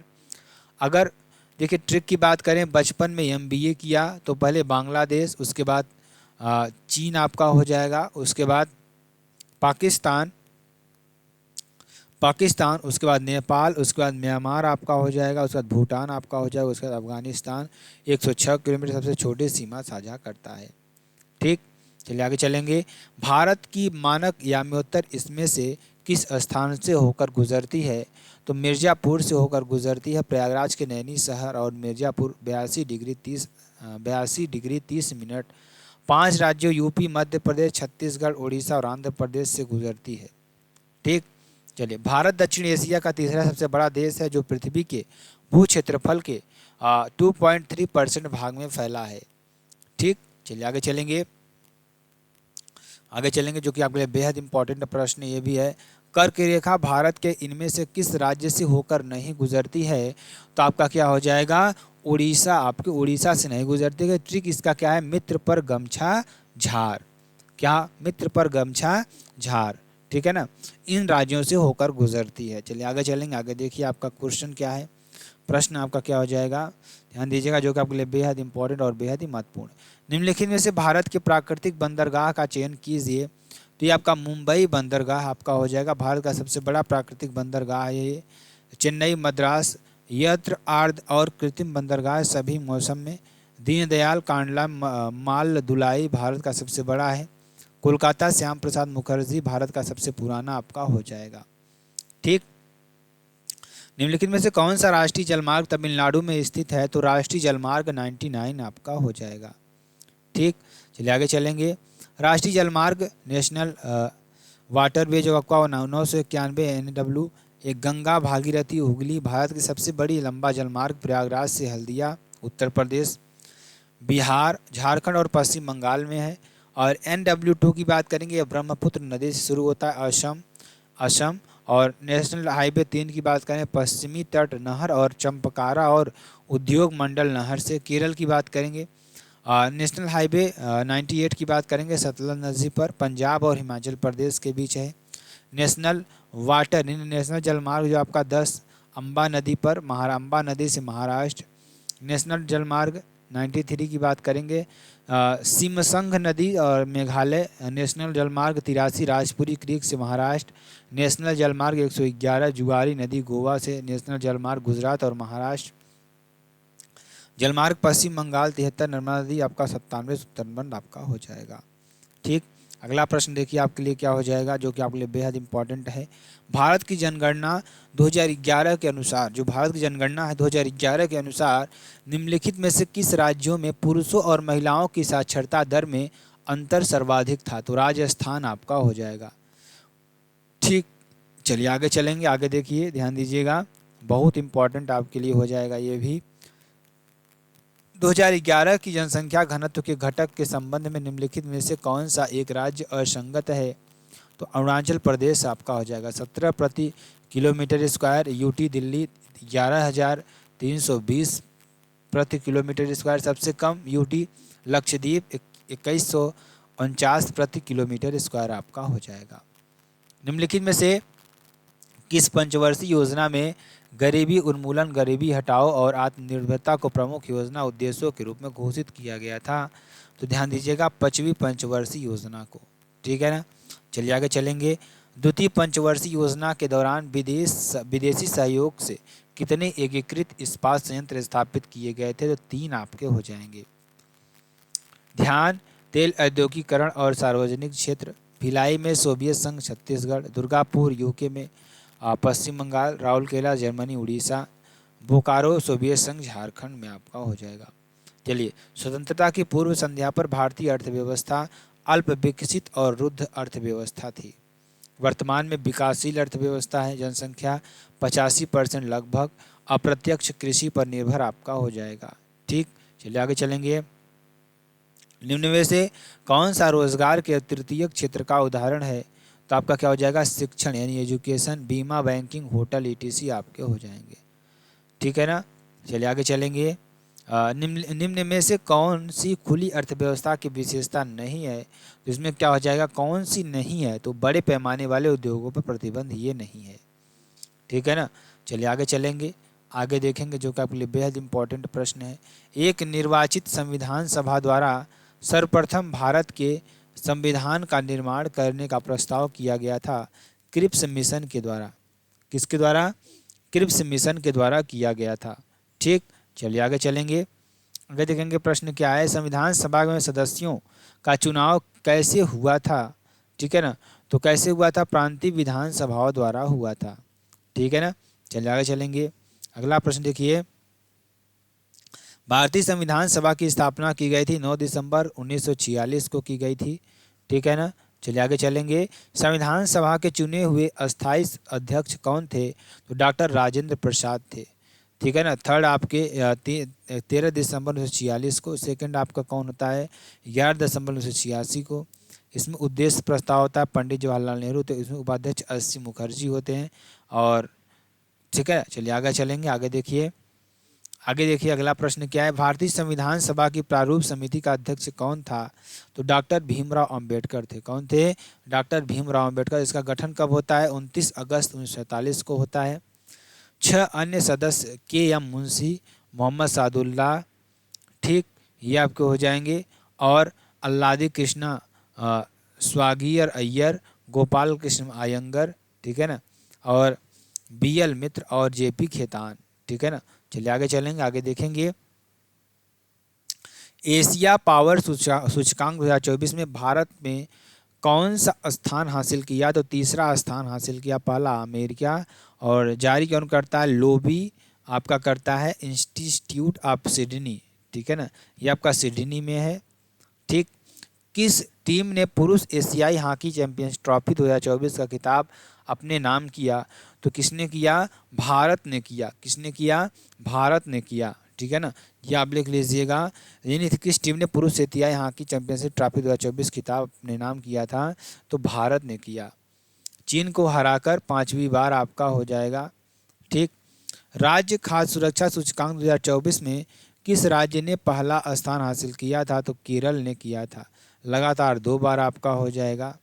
ठीक, भारत की नई एयरलाइन कौन सी है जिसे विमानन मंत्रालय से मंजूरी मिली? तो संख एयर आपका हो जाएगा। ठीक, चलिए आगे चलेंगे।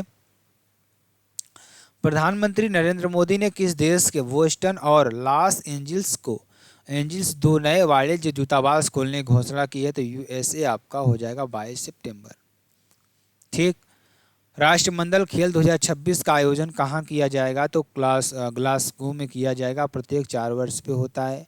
ठीक है ना, चलिए, विटामिन शब्द किसने प्रतिपादित किया था? तो फंक ने किया था 1912 में। विकास कार्य विटामिन वसा एडीए की, यानी जो वसा में, यानी कि वसा में घुलनशील विटामिन होती है, एडीए के होता है, या KEDA आपका होगा। अभी लिख लें, कीड़ा आप कर देंगे इसको। एक पानी में घुलनशील विटामिन होते हैं जो बी और सी आपके होते हैं। ठीक, मानव शरीर में विटामिन ए भंडारित होता है कहाँ? यकृत में होता है। यकृत में होता है। ठीक है ना, चलिए आगे चलेंगे। थायमीन क्या है? थायमीन एक विटामिन B1 होता है, और राइबोफ्लोविन, B6 पैराडॉक्सिन और कमी की रोग आपका होता है। ठीक है ना, चलिए, निम्नलिखित विटामिनों में से किसमें कोबाल्ट होता है? आपको ये बताना है। होमवर्क वाला क्वेश्चन आपको कर लेना है। ठीक है ना, चलिए आगे चलें। अगला क्वेश्चन देखिए। अगला क्वेश्चन, गोवा की किस नृत्य शैली को योद्धा नृत्य के नाम से भी जाना जाता है? तो घोड़े मोदनी प्रथा को जाना जाता है नृत्य शैली को। देखिए, मराठा शासकों और योद्धाओं की याद में किया जाता है। इसका अन्य नाम तारमेख, देखनी, फुगड़ी, सिगमो, समई नृत्य आपका होता है। रणमाले, गोंप और टोन्या मेल आपका होता है। राज्यपाल PS श्रीधरन है। राजधानी पणजी, और CM प्रमोद सांवर, और बॉम्बे मुंबई हाईकोर्ट आपका हो जाए। गोवा की स्थापना 25वां राज्य 56 आर्टिकल 1987 के विरुद्ध होता है। ठीक है ना, चलिए आगे चलते हैं। आगे देखिए, मुदियट्टू नृत्य आपका केरल में होता है। मानवता की अमूर्त संस्कृति यूनेस्को 2010 में होता है। ठीक है ना, निम्नलिखित में से कौन सा नृत्य राधा और कृष्ण की रासलीला विषय वस्तु पर आधारित है? तो मोहिनी अट्टम आपका केरल हो जाएगा। पेना वाद्य यंत्र प्रयोग होता है। नट गायन का प्रयोग होता है। ठीक है ना, कथक यूपी में आपका होता है। ये आप लिख लीजिएगा। आगे चलेंगे। अगला क्वेश्चन, हिंदू पौराणिक कथाओं के अनुसार गुड़ी पड़वा त्योहार में गुड़ी का क्या अर्थ है? तो विजय का प्रतीक ये आपका होता है। गुड़ी क्या है? विजय का प्रतीक। गुड़ी पड़वा मराठी नववर्ष महाराष्ट्र में, उगादि कर्नाटक, तेलंगाना और आंध्र प्रदेश आपका हो जाएगा। यह चैत्र के पहले माह में मनाया जाता है, आपका ये हो जाएगा। बथुकंपा महोत्सव तेलंगाना में, अर्ध देवी माँ जीवित हो जाएं, ये से आपका होता है, अर्ध देवी माँ जीवित हो जाएं, ठीक है ना। आगे चलेंगे, अगला क्वेश्चन। केर और गरिया पूजा किस राज्य में पारंपरिक आदिवासी त्योहार है? त्रिपुरा आपका राजधानी अगरतला हो जाएगी। गठन 1972 में। इंद्रसेना रेड्डी नल्लू राज्यपाल आपके हो जाएंगे। अन्य खर्ची पूजा बीजू त्योहार अशोक अष्टमी। लंपरा पूजा वाह त्योहार ईटीसी आपका झारखंड में। करम सरहुल लोहड़ी और सोहराय मम्फर आपका हो जाएगा। ठीक, चलिए आगे चलते हैं। ओडिशा रथ यात्रा, राजा पर्व, कलिंग महोत्सव, नौखाई मणिपुर, ठीक है ना। और मणिपुर में गैंग नगाई और चिरोबा कांग आपका होता है। ठीक, चलिए आगे चलेंगे। सोनपुर पशु मेले के संदर्भ में निम्नलिखित में से कथनों पर विचार कीजिए और सही विकल्प को चुनिए। इसका संबंध हरिहर नाथ मंदिर से है, बिल्कुल सही बात है। और यह पूर्णिमा और कार्तिक मास में शुरू होता है, बिल्कुल सही बात है। और यह मध्य प्रदेश के राज्य में मनाया जाता, नहीं, गलत बात है। ए और बी आपका दोनों हो जाएगा, ठीक है। सबसे बड़ा एशिया का सबसे बड़ा पशु मेला बिहार, दो नदियों का संगम गंगा गंडक और संगम पर। नगाजी मेला मध्य प्रदेश आदिवासी क्षेत्र में आपका होता है। ठीक, चलिए आगे चलेंगे। शबरी नारायण मेला निम्नलिखित में से किस राज्य में आयोजित किया जाता है? तो छत्तीसगढ़ में आपका हो जाएगा। प्रत्येक वर्ष फरवरी माह में और समर्पित भगवान राम को। अम्बुबाची मेला असम गुवाहाटी और ब्रह्मपुत्र नदी नीलांचल पहाड़ी पर कामाख्या देवी मंदिर। चंपारण मेला रायपुर प्रत्येक वर्ष माघ माह में। और धमोगी उर्स मध्य प्रदेश में आपका होता है। ठीक, चलिए। शतरंज के खेल का नियम कि यह किसी भी दिशा में केवल एक वर्ग चाल सकता है, किस पर लागू होता है? तो बादशाह पर लागू होता है, ठीक है ना। चलिए, एक राजा एक रानी, दो हाथी दो घोड़े, दो बिशप और 8 मोहरे होती। शतरंज का ग्रैंड मास्टर विश्वनाथ आनंद आपके होते हैं। ठीक, चलिए आगे चलेंगे, शतरंज की बात करेंगे, बहुत ही इंपॉर्टेंट पॉइंट आपके लिए। चलिए आगे देखते हैं, आगे आपके लिए बेहद इंपॉर्टेंट ये भी है। Superbet rapid and blitz शतरंज 2024 आपका हो जाएगा। मार्ट्स चैलेंजर वर्ग विजेता मैग्रस कार्लन नॉर्वे, वेइती चीन, ठीक है ना। और टाटा स्टील शतरंज टूर्नामेंट 2024 का आयोजन नीदरलैंड में हुआ। मास्टर्स चैलेंजर वर्ग विजेता वाई चीन, लियोंग लियू मेटोंगा आपका हो जाएगा, ठीक है ना। फिर इसको बाद में देखते हैं, ठीक है ना, इसको आप नीचे कर लीजिएगा। आगे चलते हैं, आगे देखिए, आगे देखेंगे फुटबॉल की बात करेंगे। फुटबॉल चलिए इसको भी छोड़िए आप, ठीक है ना। चलिए आगे चलते हैं। अब प्रश्न देखिए, आपका प्रश्न क्या है कि भीतरगांव ईंट मंदिर निम्नलिखित में से किस काल की वास्तुकला का एक अच्छा उदाहरण है? तो गुप्त काल की है। किस काल की? गुप्त काल की है, ठीक है ना। तो ये आपका हो जाएगा। चलिए आगे चलते हैं, आगे देखिए। मुक्तेश्वर नृत्य महोत्सव 14 से 16 जनवरी तक उड़ीसा राज्य के मुक्तेश्वर मंदिर में आयोजित किया था। कहाँ पर? उड़ीसा राज्य के मुक्तेश्वर मंदिर में आयोजित किया जाता है। अन्य मंदिर जैसे जगन्नाथ मंदिर पुरी, कोणार्क मंदिर, सूर्य मंदिर, ब्लैक पैगोडा, तारातरणी मंदिर पुरुषोत्तमपुरम और रिंगलाज बृहदेश्वर, और आपका ये हो जाएगा भुवनेश्वर, ठीक है ना। चलिए आगे चलेंगे। भारतीय महिला हॉकी टीम की पूर्व कप्तान, ठीक है ना, पूर्व कप्तान कौन थी? ध्यान दीजिएगा, प्रीतम सिवाच। कौन? प्रीतम सिवाच को भारतीय खेलों में उनके योगदान और खिलाड़ियों की पीढ़ियों को प्रेरित करने के लिए BBC life time achievements award से सम्मानित किया गया, ठीक है ना। चलिए आगे चलेंगे।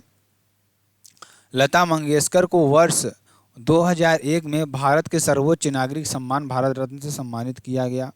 पद्म भूषण 1969, पद्म विभूषण 1999, महाराष्ट्र भूषण 1997 और पहला गाना 13 वर्ष की उम्र में रिकॉर्ड किया गया। और मराठी मूवी इनकी कीटी हंसाल, ठीक है ना, ये आपका हो जाएगा। भारत 2024 की बात करेंगे। शुरुआत 1954 में होती है और पहली मरणोपरांत 1955 में। फर्स्ट खिलाड़ी सचिन तेंदुलकर और फर्स्ट वैज्ञानिक सीवी रमन।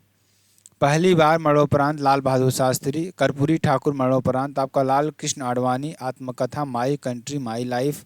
2002 से 2004 अब उप प्रधानमंत्री और 1998 2004 के बीच गृह मंत्री। 2015 पद्म विभूषण आपका हो जाएगा, ठीक। चलिए आगे चलेंगे, आगे देखिए। राष्ट्रीय एकता परिषद की पहली बैठक किस वर्ष आयोजित की गई थी? कौन सी राष्ट्रीय एकता परिषद की पहली बैठक किस वर्ष आयोजित की गई थी? 1962 में आपका हो जाएगा। अध्यक्ष इसके पीएम होते हैं। 31 अक्टूबर 1962 की स्थापना पंडित जवाहरलाल नेहरू द्वारा 1961 में होती है। उद्देश्य देश को विभाजित करने वाली समस्याओं को निपटाना आपका हो जाएगा। जातिवाद, सांप्रदायिकता, क्षेत्रवाद को, ठीक है ना। चलिए, किस वर्ष रामलीला को यूनेस्को की मानवता की अमूर्त सांस्कृतिक धरोहर में प्रतिनिधि सूची में शामिल किया गया? तो 2008 आपका हो जाएगा।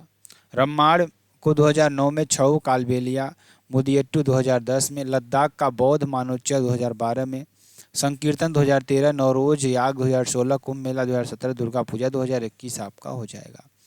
ठीक, चलिए, मध्य प्रदेश के मुख्यमंत्री सीखो कमाओ योजना के तहत सरकार निम्नलिखित में से क्या प्रदान नहीं करेगी? लैपटॉप प्रदान नहीं करेगी, ठीक है ना। चलिए आगे चलेंगे। विद्युत क्षेत्र की पूर्वोत्थान वितरण क्षेत्र योजना के संबंध में निम्नलिखित में से कौन सा कथन सही है, आपको ये बताना है। तो आपका कथन देखिए, प्रधानमंत्री ने 2022 में बिजली मंत्रालय की प्रमुख पूर्वोत्थान वितरण क्षेत्र योजना शुरू की, बिल्कुल सही बात है।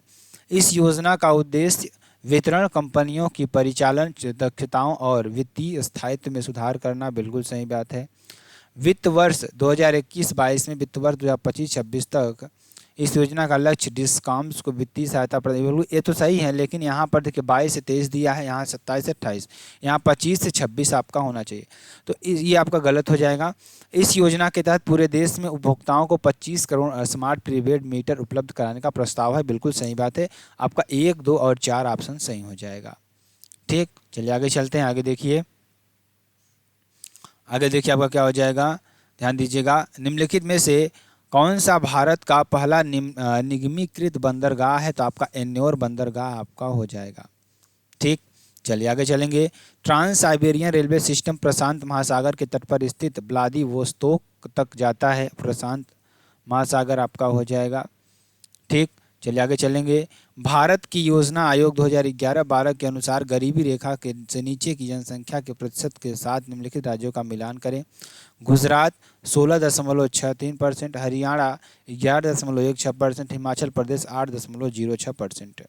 अगर योजना आयोग की बात करें तो इसकी स्थापना कब होती है? 15 मार्च 1950 को होती है। अध्यक्ष, प्रथम अध्यक्ष पंडित जवाहरलाल नेहरू, अंतिम मोदी जी थे, और उपाध्यक्ष फर्स्ट गुलजारीलाल नंदा थे, और लास्ट में मोन्टेक सिंह क्या हो जाएगा, अतुलवालिया, ठीक है ना। अंत में नीति आयोग की 1 जनवरी 2015 आपका हो जाएगा। चलिए आगे चलेंगे। आगे देखिए, 2011 की जनगणना के अनुसार कोई भी व्यक्ति जिसकी आयु 7 वर्ष या उससे अधिक है और जो लिख पढ़ सकता है साक्षर माना जाता है। ठीक, ये आपका हो जाएगा। आगे चलेंगे। आगे देखिए, निम्नलिखित में से कौन सा विकल्प अवसंरचना क्षेत्र का हिस्सा नहीं है? तो कृषि आपका हो जाएगा। ठीक, चलिए आगे चलेंगे।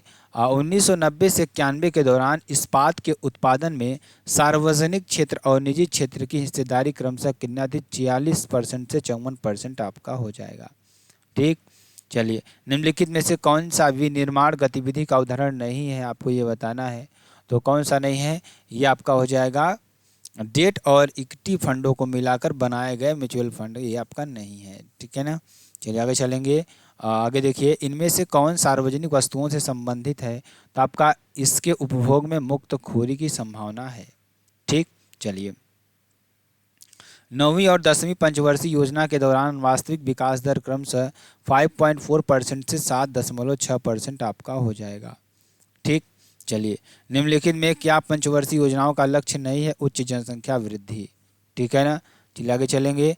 निम्नलिखित में से कौन से भारतीय राज्य बांग्लादेश की सीमा पर स्थित हैं? आपको ये बताना है। तो पश्चिम बंगाल हो जाएगा, असम, मेघालय, त्रिपुरा और मिजोरम आपका ये हो जाएगा, ठीक है ना। चलिए आगे चलेंगे। केरल से गुजरने वाले अक्षांश तमिलनाडु से भी गुजरते हैं, ये आपको लिख देना है, ठीक है ना। चलिए आगे चलेंगे। निम्नलिखित में से कौन सी नदी अरावली पर्वत श्रेणी से निकलती है और कच्छ के रण में लुप्त हो जाती है? तो लूनी नदी आपका उद्गम इसका कहाँ से? अरावली पर्वत से है। प्रवाह राजस्थान, मध्य प्रदेश, गुजरात, और अंतःस्थलीय नदी आपका हो जाएगा। ठीक, साबरमती उद्गम अरावली पर्वत आपका खंभात की खाड़ी से मिलती है, और अबर सागर से चंबल उद्गम जानापाव पहाड़ी, यमुना की सहायक, बनास नदी उद्गम अरावली आपका श्रेणी आपका हो जाएगा। ठीक, निम्न में से कौन सी नदी सिक्किम से निकलती है और पश्चिम बंगाल में बहते हुए बांग्लादेश में प्रवेश करती है? तो आपका क्या हो जाएगा यहाँ पर? तीस्ता नदी आपका हो जाएगा। उद्गम चोलाम झील सिक्किम, सिक्किम और बंगाल की जीवन रेखा आपकी हो जाएगा। सिक्किम की सबसे बड़ी नदी रंगीत नदी, सहायक नदी तीस्ता नदी आपका ये हो जाएगा। ठीक, चलिए। और घग्घर नदी मौसमी नदी भारत पाकिस्तान का उद्गम इसका शिवालिक पहाड़ियाँ डंगझाई गांव और धनसरी असम नागालैंड उद्गम नागालैंड का लांगसा शिखर आपका हो जाएगा। ठीक, चलिए। 1680 में शिवाजी के पुत्र संभाजी अपने भाई राजाराम के विरुद्ध उत्तराधिकार के युद्ध में विजय प्राप्त करने के बाद सिंहासन पर बैठे थे, ये आपको कर देना है। ठीक, सालाबाई की संधि पर मई 1782 में हस्ताक्षर किए गए थे, जिसमें पहले एंग्लो मराठा युद्ध को समाप्त किया गया था। ठीक, वसीन की संधि पर किस वर्ष हस्ताक्षर किए गए थे? 1802 ईस्वी में किए गए थे। ठीक, चलिए आगे चलते हैं। महाराणा प्रताप के घोड़े का नाम क्या था? चेतक, ये तो सब लोग जानते हैं, ठीक है ना। चलिए आगे चलेंगे। आशफुद्दौला द्वारा निर्मित आशफी इमामबाड़ा कहाँ पर? लखनऊ में स्थित है। कहाँ पर? लखनऊ में स्थित है, ठीक है ना। चलिए, जून 1757 में ब्रिटिश ईस्ट इंडिया कंपनी ने इसमें से किस युद्ध में बंगाल के नवाब पर निर्णायक जीत हासिल की थी? तो प्लासी के युद्ध में किया था, ठीक है ना। चलिए आगे चलते हैं। कोशिका के उस प्रकार की पहचान करें जो लंबी और शाखित है, तो तंत्रिका कोशिका आपकी हो जाएगी। ठीक, अब मानव मस्तिष्क का कौन सा भाग सीधी रेखा में चलने के लिए उत्तरदायी है? तो सेरिबेलम आपका हो जाएगा।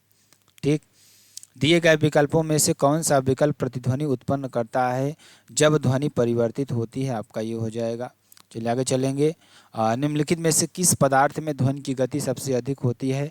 तो एल्यूमिनियम में। किसमें? एल्यूमिनियम में आपका हो जाएगा। आगे, प्रावस्था संक्रमण की कौन सी प्रक्रिया निक्षेपण के विपरीत है? तो ऊर्ध्वपातन आपका हो जाएगा। ठीक, चलिए। कार्बन के अपर रूपों के संबंध में असंगत शब्द की पहचान कीजिए। टंगस्टन आपका हो जाएगा, जिसमें वेल्फ्राम भी कहा जाता है। ठीक, चलिए। भारतीय संविधान की एकात्मक विशेषताओं के संबंध में इनमें से कौन सा गलत है? तो संविधान की नम्यता न होना, ये आपका गलत पॉइंट है, ठीक है ना। चलिए, फेडरल की बात करें, स्वतंत्र न्यायपालिका, शक्तियों का बंटवारा, संविधान की सर्वोच्चता और लिखित संविधान आपका हो जाएगा। ठीक, चलिए। भारत में किस प्रकार की सरकार है? संसदीय सरकार आपकी हो जाएगी सर्वप्रथम इंग्लैंड में, और सह संबंध आपका हो जाएगा। इस सरकार में न्यायपालिका विधायिका उत्तरदायी होती है, ठीक है ना। आर्टिकल 75 का 3। देखिए ध्यान दीजिएगा, उत्तर प्रदेश सरकार ने राज्य में कितनी हाईटेक नर्सरी स्थापित करने की घोषणा की है? 73, ठीक है ना। 73 आपका हो जाएगा। चलिए ध्यान दीजिएगा, कुष्ठ रोग को समाप्त करने वाला पहला देश कौन सा बन गया? तो आपका क्या हो जाएगा मेरे दोस्त? जॉर्डन आपका हो जाएगा, जॉर्डन, ठीक है ना। चलिए आगे चलेंगे। भारत के पूर्वोत्तर में किस राज्य ने उग्रवाद मुक्त होने की घोषणा की है? तो मणिपुर ने की है, ठीक है ना। ऑस्कर 2025 में भारत की ऑफिशियल एंट्री के तौर पर कौन सी फिल्म चुनी गई? तो लापता लेडीज चुनी गई। कौन सी? लापता लेडीज चुनी गई, ठीक है ना। चलिए आगे चलेंगे। आगे देखिए, आगे भारत ध्यान दीजिएगा, जो कि आपके लिए बेहद इंपॉर्टेंट और बेहद ही महत्वपूर्ण है। तो चलिए आगे चलते हैं। आगे देखिए आपका क्या हो जाएगा। भारत ने 45वें फीडे चेंस ओलंपियाड में कौन सा पदक जीता? तो स्वर्ण पदक जीता है, ठीक है ना। आपका ये हो जाएगा। आगे चलते हैं। साल 2025 में IIFA अवार्ड का आयोजन कहाँ किया जाएगा? ये आपका होमवर्क हो जाएगा। चलिए आगे चलते हैं। अगला क्वेश्चन ध्यान दीजिएगा, बहुत इंपॉर्टेंट और बहुत ही महत्वपूर्ण प्रश्न आपके लिए। हिंदू पौराणिक कथाओं के अनुसार गुड़ी पड़वा त्यौहार में गुड़ी का क्या अर्थ है? तो विजय का प्रतीक होता है। सबरी नारायण मेला निम्नलिखित में से किस राज्य में आयोजित किया जाता है? तो छत्तीसगढ़ आपका हो जाएगा। राष्ट्रीय एकता परिषद की पहली बैठक किस वर्ष आयोजित की गई थी? तो 1962 आपका हो जाएगा। निम्नलिखित में से कौन सा भारत का पहला निगमीकृत बंदरगाह है? तो कोच्चि आपका हो जाएगा। निम्न में से क्या पंचवर्षीय योजनाओं का लक्ष्य नहीं है? तो उच्च जनसंख्या वृद्धि आपका हो जाएगा। ठीक, भरतनाट्यम पारंपरिक रूप से किस प्रकार के संगीत के लिए किया जाता है? तो आपका कर्नाटक हो जाएगा। भारतीय शास्त्रीय संगीत का रूप, इसकी उत्पत्ति दक्षिण भारत में। कत्थक यूपी में हिंदुस्तानी संगीत आपका हो जाएगा। मोहिनी अट्टम केरल कर्नाटक संगीत आपका हो जाएगा, ठीक है ना। चलिए आगे चलेंगे। कुचिपुड़ी आंध्र प्रदेश, स्वर और वाद्य कर्नाटक संगीत। सत्रिया बार गीत और कथकली सोपना संगीत, और मणिपुरी मणिपुर का शास्त्रीय नट संगीत आपका हो जाएगा। ठीक, चलिए आगे चलेंगे। ठुमरी संगीत निम्नलिखित में से किस नृत्य शैली से संबंधित है? तो कथक से आपका हो जाएगा। ठुमरी यूपी के पूर्वी भाग में है और उत्पन्न अर्थशास्त्रीय भारतीय संगीत की एक सामान्य शैली है। और कथकली यह ललित कला से 5 रूपों का संयोजन है। ठीक है ना, साहित्य, संगीत, चित्रकला, अभिनय, नृत्य आदि आपका हो जाएगा। ठीक है ना, चलिए आगे चलते हैं। आगे देखिए आपके लिए क्या हो जाएगा। अब देखिए ध्यान दीजिएगा, अगला क्वेश्चन देखिए आपके लिए क्या हो जाएगा। बहुत ही इंपॉर्टेंट क्वेश्चन ये भी है। क्या है कि रोंगकर उत्सव निम्नलिखित में से किस जनजाति द्वारा मनाया जाता है? तो कार्बी जनजाति द्वारा मनाया जाता है। बांग्ला महोत्सव गारो जनजाति मेघालय, भगोरिया त्यौहार भली जनजाति मध्य प्रदेश, लोसर त्यौहार भूटिया सिक्किम और मोनपा अरुणाचल प्रदेश, तिहार और जितिया थारू जनजाति द्वारा दक्षिण नेपाल और उत्तर भारत आपका हो जाएगा। ठीक। नवरोज भारत में निम्नलिखित में से किस समुदाय द्वारा मनाया जाता है? तो पारसी समुदाय द्वारा मनाया जाता है। ईरानी और पारसी का नववर्ष है। हिंदू में दीपावली, दशहरा, होली, गणेश चतुर्थी, ईसाई ईस्टर और क्रिसमस आपका हो जाएगा। ठीक है ना, चलिए निम्नलिखित में से किस राज्य में एक वर्ष में आश, बोरो और अमन धान की फसलें उगाई जाती है? तो उड़ीसा आपका हो जाएगा। ठीक है, चलिए आगे चलेंगे। सांची स्तूप किस राज्य में स्थित है? तो आपका मध्य प्रदेश आपका हो जाएगा। भरूच स्तूप मध्य प्रदेश बौद्ध खंडहरों के लिए प्रसिद्ध है। खोज इसकी किसने किया था? अलेक्जेंडर कनिंघम ने किया था, 1773 में किया था। और स्वयं भूनाथ स्तूप काठमांडू नेपाल में है। और धम्मेक स्तूप यूपी में, वाराणसी निर्माण अशोक करवाते हैं। चौखंडी स्तूप यूपी में है। केसरिया स्तूप चंपारण बिहार आपका हो जाएगा। ठीक, चलिए टोक्यो ओलंपिक 2020 में भारत की रैंक कितनी है? तो 48 आपका हो जाएगा। ठीक, चलिए आगे चलेंगे। टोक्यो ओलंपिक 2020 भारत की स्थिति: 1 स्वर्ण भाला फेंकने के लिए नीरज चोपड़ा, 2 रजत भारोत्तोलक के लिए मीराबाई चानू और कुश्ती के लिए रवि कुमार दहिया, और 4 कांस्य पदक जीता गया बैडमिंटन के लिए पीवी सिंधु और मुक्केबाजी के लिए लवलीना बोरगोहेन, भारतीय पुरुष हॉकी टीम और कुश्ती के लिए बजरंग पुनिया। प्रतिस्पर्धा खेलों में 18 खेलों में 122 खिलाड़ी। ध्वजवाहक उद्घाटन समारोह में मैरी कॉम और मनप्रीत सिंह। ध्वजवाहक समापन समारोह में बजरंग पुनिया। प्रथम रैंक संयुक्त राज्य अमेरिका, स्वर्ण पदक में 39 और रजत 41 और कांस्य 33 आपका हो जाएगा। ठीक है ना। कबड्डी में प्रथम अर्जुन पुरस्कार विजेता कौन थे? तो आपका कौन हो जाएंगे? सहानंद महादेव शेट्टी। कौन हो जाएंगे? सहानंद महादेव शेट्टी आपके हो जाएंगे। सहानंद महादेव शेट्टी 1972 इसमें, पहली बार 1961 में 20 खिलाड़ियों को अर्जुन पुरस्कार से सम्मानित किया गया था। प्रथम विजेता GS Randhawa, Nandu M Natekar basketball, बॉडी सूजा मुक्केबाजी, मैनुअल आरोन शतरंज में, Salim Durrani cricket, PK Banerjee football, कुमारी N लम्सडेन हॉकी में, JC बोरा टेनिस में और R कृष्णन टेनिस में, L Palaniswamy volleyball, SAN Ghosh भारोत्तोलक, हवलदार उदय सिंह कुश्ती। ठीक है ना। 2024 में 26 खिलाड़ी थे। आगे चलेंगे। दक्षिण भारत में मंदिरों के प्रांगण में बने ऊंचे द्वारों को गोपुरम कहा जाता था। क्या? गोपुरम का विमान मंदिर का मुख्य मीनार, एक विशाल प्रवेश द्वार स्तंभ है। द्रविड़ शैली सबसे ऊंचा गोपुरम रंगानाथ स्वामी मंदिर तमिलनाडु में। दक्षिण भारतीय मंदिर शिखर मंदिर के शीर्ष पर मुकुट भाग आपका हो जाएगा। ठीक। पुरी के जगन्नाथ मंदिर के में किस भारतीय शास्त्रीय नृत्य शैली को चित्रित किया गया है? तो ओडिसी आपका हो जाएगा। White pagoda, black pagoda, Konark मंदिर, 4 धाम तीर्थयात्रियों में शामिल बद्रीनाथ, द्वारकापुरी, रामेश्वर, चंद्रनाथ मंदिर बांग्लादेश आपका हो जाएगा। ठीक। राजेश्वर मंदिर निर्माण तंजावुर तमिलनाडु, राजराज एक चोल वंश, भगवान शिव समर्पित आपके हो जाएंगे। निम्नलिखित में से कौन ऑस्कर पुरस्कार पाने वाले पहले भारतीय हैं? तो भानु अथैया आपके हो जाएंगे। 1983 में फिल्म गांधी आपका हो जाएगा। 100 से अधिक फिल्म कस्ट्यूम डिजाइनर आप। ऑस्कर जीतने वाले प्रथम अभिनेता एमिल जेनिंग्स आपका हो जाएगा। 96वां ऑस्कर अवार्ड आपका हो जाएगा। ठीक, चलिए 96वां ऑस्कर पुरस्कार 2024 में सर्वश्रेष्ठ फिल्म ओपेनहाइमर, सर्वश्रेष्ठ निर्देशक क्रिस्टोफर नोलन ओपेनहाइमर, सर्वश्रेष्ठ अभिनेता किलियन मर्फी ओपेनहाइमर और सर्वश्रेष्ठ अभिनेत्री एम्मा स्टोन पुअर थिंग्स आपको हो जाएंगे। Best documentary feature film 20 days in Mariupol आपका हो जाएगा। ठीक, चलिए आगे चलेंगे। निम्नलिखित में से कौन पहले पद्म विभूषण प्राप्त करता थे? तो सत्येंद्र नाथ बोस थे। ठीक है ना, ये आपका हो जाएगा। चलिए, और बैजंती बाली कला तमिलनाडु से और कोनीडेला चिरंजीवी कला आंध्र प्रदेश से, एम वेंकैया नायडू सार्वजनिक मामलों आंध्र प्रदेश, विंदेश्वर पाठक मरणोपरांत सामाजिक कार्य बिहार, पद्म विभूषण सुब्रमण्यम कला तमिलनाडु आपका हो जाएगा। ठीक। सार्क का सचिवालय कब स्थापित किया गया? 1987 में आपका हो जाएगा। इसका हेडक्वार्टर, अगर इस हेडक्वार्टर की बात करें तो आपका काठमांडू नेपाल में। कहाँ पर हो जाएगा? काठमांडू नेपाल में। ठीक। और सार्क डेवलपमेंट फंड की बात करेंगे 2010 में स्थापना होती है थिम्पू भूटान में। और ध्यान दीजिएगा, ठीक है ना। South Asian association for regional council की स्थापना 1985 में 7 देशों द्वारा ढाका में होता है। के सदस्य देशों की संख्या 8, अफगानिस्तान, पाकिस्तान, बांग्लादेश, भारत, भूटान, मालदीव, नेपाल, श्रीलंका। ठीक है ना। चलिए आगे चलेंगे। ईडन गार्डन्स स्टेडियम कोलकाता में स्थापना कब हुई थी? तो 1864 ईस्वी में हुई थी। विश्व का सबसे बड़ा क्रिकेट स्टेडियम नरेंद्र मोदी पहले नाम सरदार पटेल मोटेरा स्टेडियम आपका हो जाएगा। वर्ल्ड कप 2023 में संबंधित 10 stadium: Arun Jaitley stadium Nai Delhi, Wankhede stadium Mumbai, Muthiah Annamalai Chidambaram stadium Chennai आपका हो जाएगा। Eden Garden Kolkata Paschim Bengal, Narendra Modi stadium Ahmedabad, Rajiv Gandhi cricket stadium Hyderabad, MCA international stadium Pune, M Chinnaswamy stadium Bengaluru, Himachal Pradesh cricket stadium association Dharamshala आपका हो जाएगा। भारत रत्न श्री अटल बिहारी वाजपेयी इकाना स्टेडियम लखनऊ आपका हो जाएगा। ठीक। स्वर्ण जयंती शहरी रोजगार योजना भारत सरकार द्वारा वर्ष 1997 में मनाई गई। मंत्रालय आवास एवं शहरी मंत्रालय। उद्देश्य शहरी बेरोजगार युवाओं के लिए रोजगार प्रदान करना का प्रयास करना। ठीक है ना।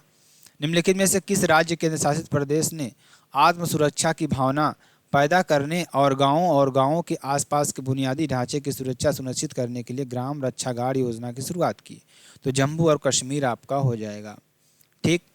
चलिए, अग्निपथ योजना 14 जून 2022 को होती है और योग्यता 10वीं 12वीं पास, आयु 17.5 से 21 वर्ष या 23 वर्ष, 4 साल की सेवा सेनाओं में भर्ती थल जलवायु, 4 साल 11.71 लाख रुपए, CAPF एवं असम राइफल्स 10% और आरक्षण मेरिट बेस पर 25% अग्निवीरों का चयन अस्थायी रूप से आपका हो जाएगा। भारत की जनगणना 2011 के अनुसार निम्नलिखित राज्यों में से किस राज्य की कुल जनसंख्या में हिंदू जनसंख्या का प्रतिशत सर्वाधिक है? तो हिमाचल प्रदेश आपका हो जाएगा। जम्मू कश्मीर, लक्षद्वीप, उत्तर प्रदेश, असम, वेस्ट बंगाल, केरल और मुसलमान यहाँ पर आपका जम्मू कश्मीर में बहुसंख्यक में आपके मिलेंगे। ठीक है ना। चलिए आगे चलेंगे। अगला क्वेश्चन ध्यान दीजिएगा। हाल ही में भारत के बड़े कस्बों और शहरों में तेज़ी से डाक पहुँचाने के लिए कुछ मेल चैनल शुरू किए गए हैं।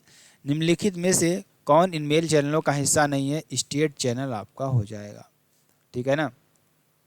भारत की जनगणना 2011 के अनुसार किस केंद्र शासित प्रदेश में सबसे कम जनसंख्या वृद्धि दर दर्ज की गई? तो लक्षद्वीप आपका हो जाएगा। ठीक है ना।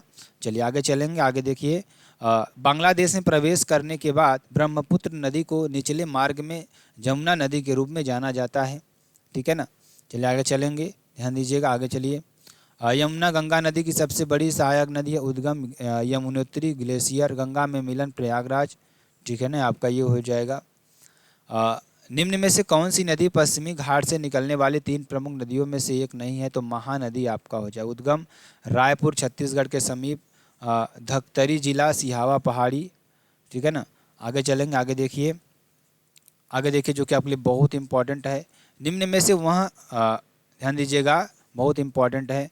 निम्न में से वहाँ कौन सा कारण नहीं है जिस वजह से अंतिम वस्तुओं को ऐसा कहा जाता है? तो इसका उपभोग सबसे आखिरी में किया जाता है। ठीक है ना, ये नहीं है। ठीक, मतलब कौन सा कारण नहीं, ये कारण नहीं है। ठीक, आगे चलेंगे। आगे देखिए, अंतिम वस्तु टीवी, खाने के पदार्थ, दवा etc। मध्यवर्ती कच्चा माल एक फर्म सेकेंड फर्म से खरीदती है उत्पादन के लिए। गेहूँ, मिट्टी उत्पाद, कच्चा तेल आपका हो जाएगा।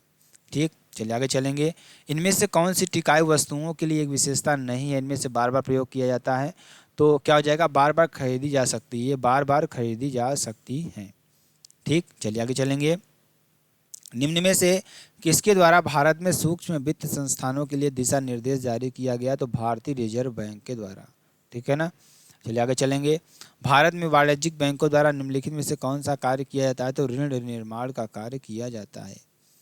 ठीक, चलिए 12वीं पंचवर्षीय योजना की अवधि 2012 से 17 तक थी। कब से? 2012 से 17 तक थी। ठीक है ना, ये आपका हो जाएगा। और भारत में पंचवर्षीय योजनाओं में न केवल योजना के 5 वर्षों में प्राप्त किए जाने वाले विशिष्ट उद्देश्य निर्धारित किए गए, बल्कि यह भी निर्धारित किया गया कि 20 वर्षों की अवधि में क्या हासिल किया जाना है। इस दीर्घकालिक योजना को परिप्रेक्ष्य योजना कहा जाता है। ठीक, चलिए आगे चलेंगे। मानव शरीर के किस भाग में आपको सुपीरियर रेक्टस मिलेगा? तो नेत्र में आपका हो जाएगा। ठीक, चलिए निम्न में से कौन मस्तिष्क का एक भाग अपक्षयी विकार तथा एक गंभीर स्थिति है जो पागलपन का कारण बनती है, अर्थात मानसिक कार्यों में लगातार क्षय, जिसका परिणाम स्मृति लोप और असमंजस के रूप में होता है? तो आपका अल्जाइमर रोग आपका हो जाएगा। ठीक, चलिए यदि कोई वस्तु प्रति सेकंड 10 दोलनों का निष्पादन करती है तो किलो हर्ट्ज में इसकी आवृत्ति किसके बराबर होगी? 0.01 के बराबर होगी। ठीक, चमगादड़ किस प्रकार के ध्वनि तरंगों के परावर्तन का उत्सर्जन और अनुसंधान करके शिकार को खोजते हैं और अंधेरी रात में उड़ते हैं? तो पराध्वनिक तरंगे आपका हो जाएगा। ठीक, चलिए आगे चलते हैं। आलू के चिप्स निर्माण आमतौर पर चिप्स को ऑक्सीकृत होने से बचाने के लिए चिप्स की थैलियों को मुख्य रूप से नाइट्रोजन जैसी गैस में भर देते हैं। ठीक, ये आपका हो जाएगा।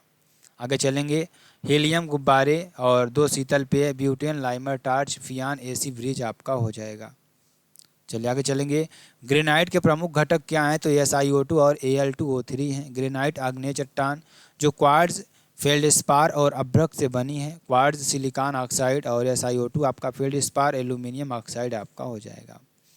ठीक, 1850 में अंग्रेज़ों ने रेल परिवहन की अवधारणा पेश की जिसने भारतीय अर्थव्यवस्था की संरचना को काफ़ी प्रभावित किया। तो ये आपका हो जाएगा। 1853 में डलहौजी बम्बई थाने लंबाई 34 किलोमीटर, विश्व में 1825 लंदन के डार्लिंगटन में और स्टॉकहोम में आपका हो जाएगा। ठीक, 1793 में किस वायसराय के शासन में बंगाल के स्थायी बंदोबस्त लागू की गई थी? तो आपको ये बताना है। तो आपका हो जाएगा कार्नवालिस आपका हो जाएगा। ठीक, अगला क्वेश्चन। दादा भाई नौरोजी किस वर्ष यूनाइटेड किंगडम में हाउस ऑफ कॉमन्स के पहले भारतीय सदस्य बने? 1892 में। ये आपका हो जाएगा। आगे चलेंगे। स्वतंत्रता प्राप्ति के पूर्व भारत का सर्वप्रथम जूट मिल कहाँ स्थापित किया गया? तो बंगाल आपका हो जाएगा। रीसरा 1855 में। स्टॉकलैंड व्यापारी जॉर्ज ऑकलैंड जूट का प्रथम कारखाना। भारत फर्स्ट कपड़ा मिल 1818 में कोलकाता फोर्ट ब्लास्टर। भारत में सफल कपड़ा मिल 1854 में मुंबई कावस्की डाबर आपका हो जाएगा। ठीक, चंपारण सत्याग्रह से पहले चंपारण के किसान पंचकठिया प्रणाली को अपनाते थे जिसमें 1 बीघा भूमि के 5 कट्ठों में नील बोया जाता है। ठीक है ना, ये आपका हो जाएगा। ठीक, चलिए आगे चलेंगे। आगे देखिए आपके लिए बेहद इंपॉर्टेंट आपका हो जाएगा। निम्न शब्दों पर विचार करें। समाजवादी, प्रजातांत्रिक, सार्वभौमिक और धर्मनिरपेक्ष। तो ये आपको सही शब्दों के विचार क्रम में आपको मिलाना है। तो आपका ये हो जाएगा 3, 1, 4, 2 आपका हो जाएगा। ठीक, समाजवादी तथा धर्मनिरपेक्ष शब्द संविधान की प्रस्तावना में सम्मिलित किए गए थे 42वें संविधान संशोधन द्वारा। ठीक है ना, आगे चलेंगे। आगे देखिए, ध्यान दीजिएगा। भारतीय संविधान के निम्नलिखित में से किस अनुच्छेद में लिखा है कि भारत अर्थात इंडिया राज्यों का संघ है? तो आर्टिकल 1 में आपको लिखा गया। किस आर्टिकल में? आर्टिकल 1 में लिखा है। ठीक, ये आपका हो जाएगा। चलिए ध्यान दीजिएगा। भारत किसी भी राज्य की सीमाओं को बदलने के लिए कौन सा अधिकृत है? तो संसद आपका हो जाएगा। ठीक है ना, चलिए ध्यान दीजिएगा। अगला, तेलंगाना राज्य निम्नलिखित में से किस राज्य से अलग होकर बना है? तो आंध्र प्रदेश आपका हो जाएगा। ठीक, 69वें फिल्म फेयर अवार्ड में बेस्ट फिल्म का अवार्ड किसने जीता? तो 12th फेल ने जीता। ठीक है ना, आगे चलेंगे। अखिल भारतीय अभियान हमारा संविधान हमारा सम्मान का उद्घाटन किसने किया? तो जगदीप धनखड़ ने किया। ठीक है ना, किसने किया? जगदीप धनखड़ ने किया। हलवा समारोह किस घटना से संबंधित? तो बजट तैयार करने की प्रक्रिया से संबंधित है। ठीक है ना, तो ICC men's T20 cricketer of the year का अवार्ड किस खिलाड़ी ने जीता? तो सूर्य कुमार यादव ने जीता। ठीक है, चलिए आगे चलेंगे। ऑस्कर 2024 के लिए नॉमिनेट हुई documentary film to kill a tiger का निर्देशन किसने किया? तो निशा पाहुजा ने किया। किसने किया? निशा पाहुजा ने किया। चलिए, तो ये आपका होमवर्क हो जाएगा। तो ये आपका लगभग ध्यान दीजिएगा 5 प्रैक्टिस सेट मैंने आपको कराया। कितना? 5 प्रैक्टिस सेट मैंने आपको कराया। तो ये आपके लिए बेहद इंपॉर्टेंट है, बहुत ही महत्वपूर्ण है। इसमें आपको ज़रूर से कुछ ना कुछ लाभ मिलेगा। तो फिर मिलते हैं नेक्स्ट वीडियो में नए टॉपिक के साथ। तब तक के लिए मेरे साथियों, जय हिंद, जय भारत।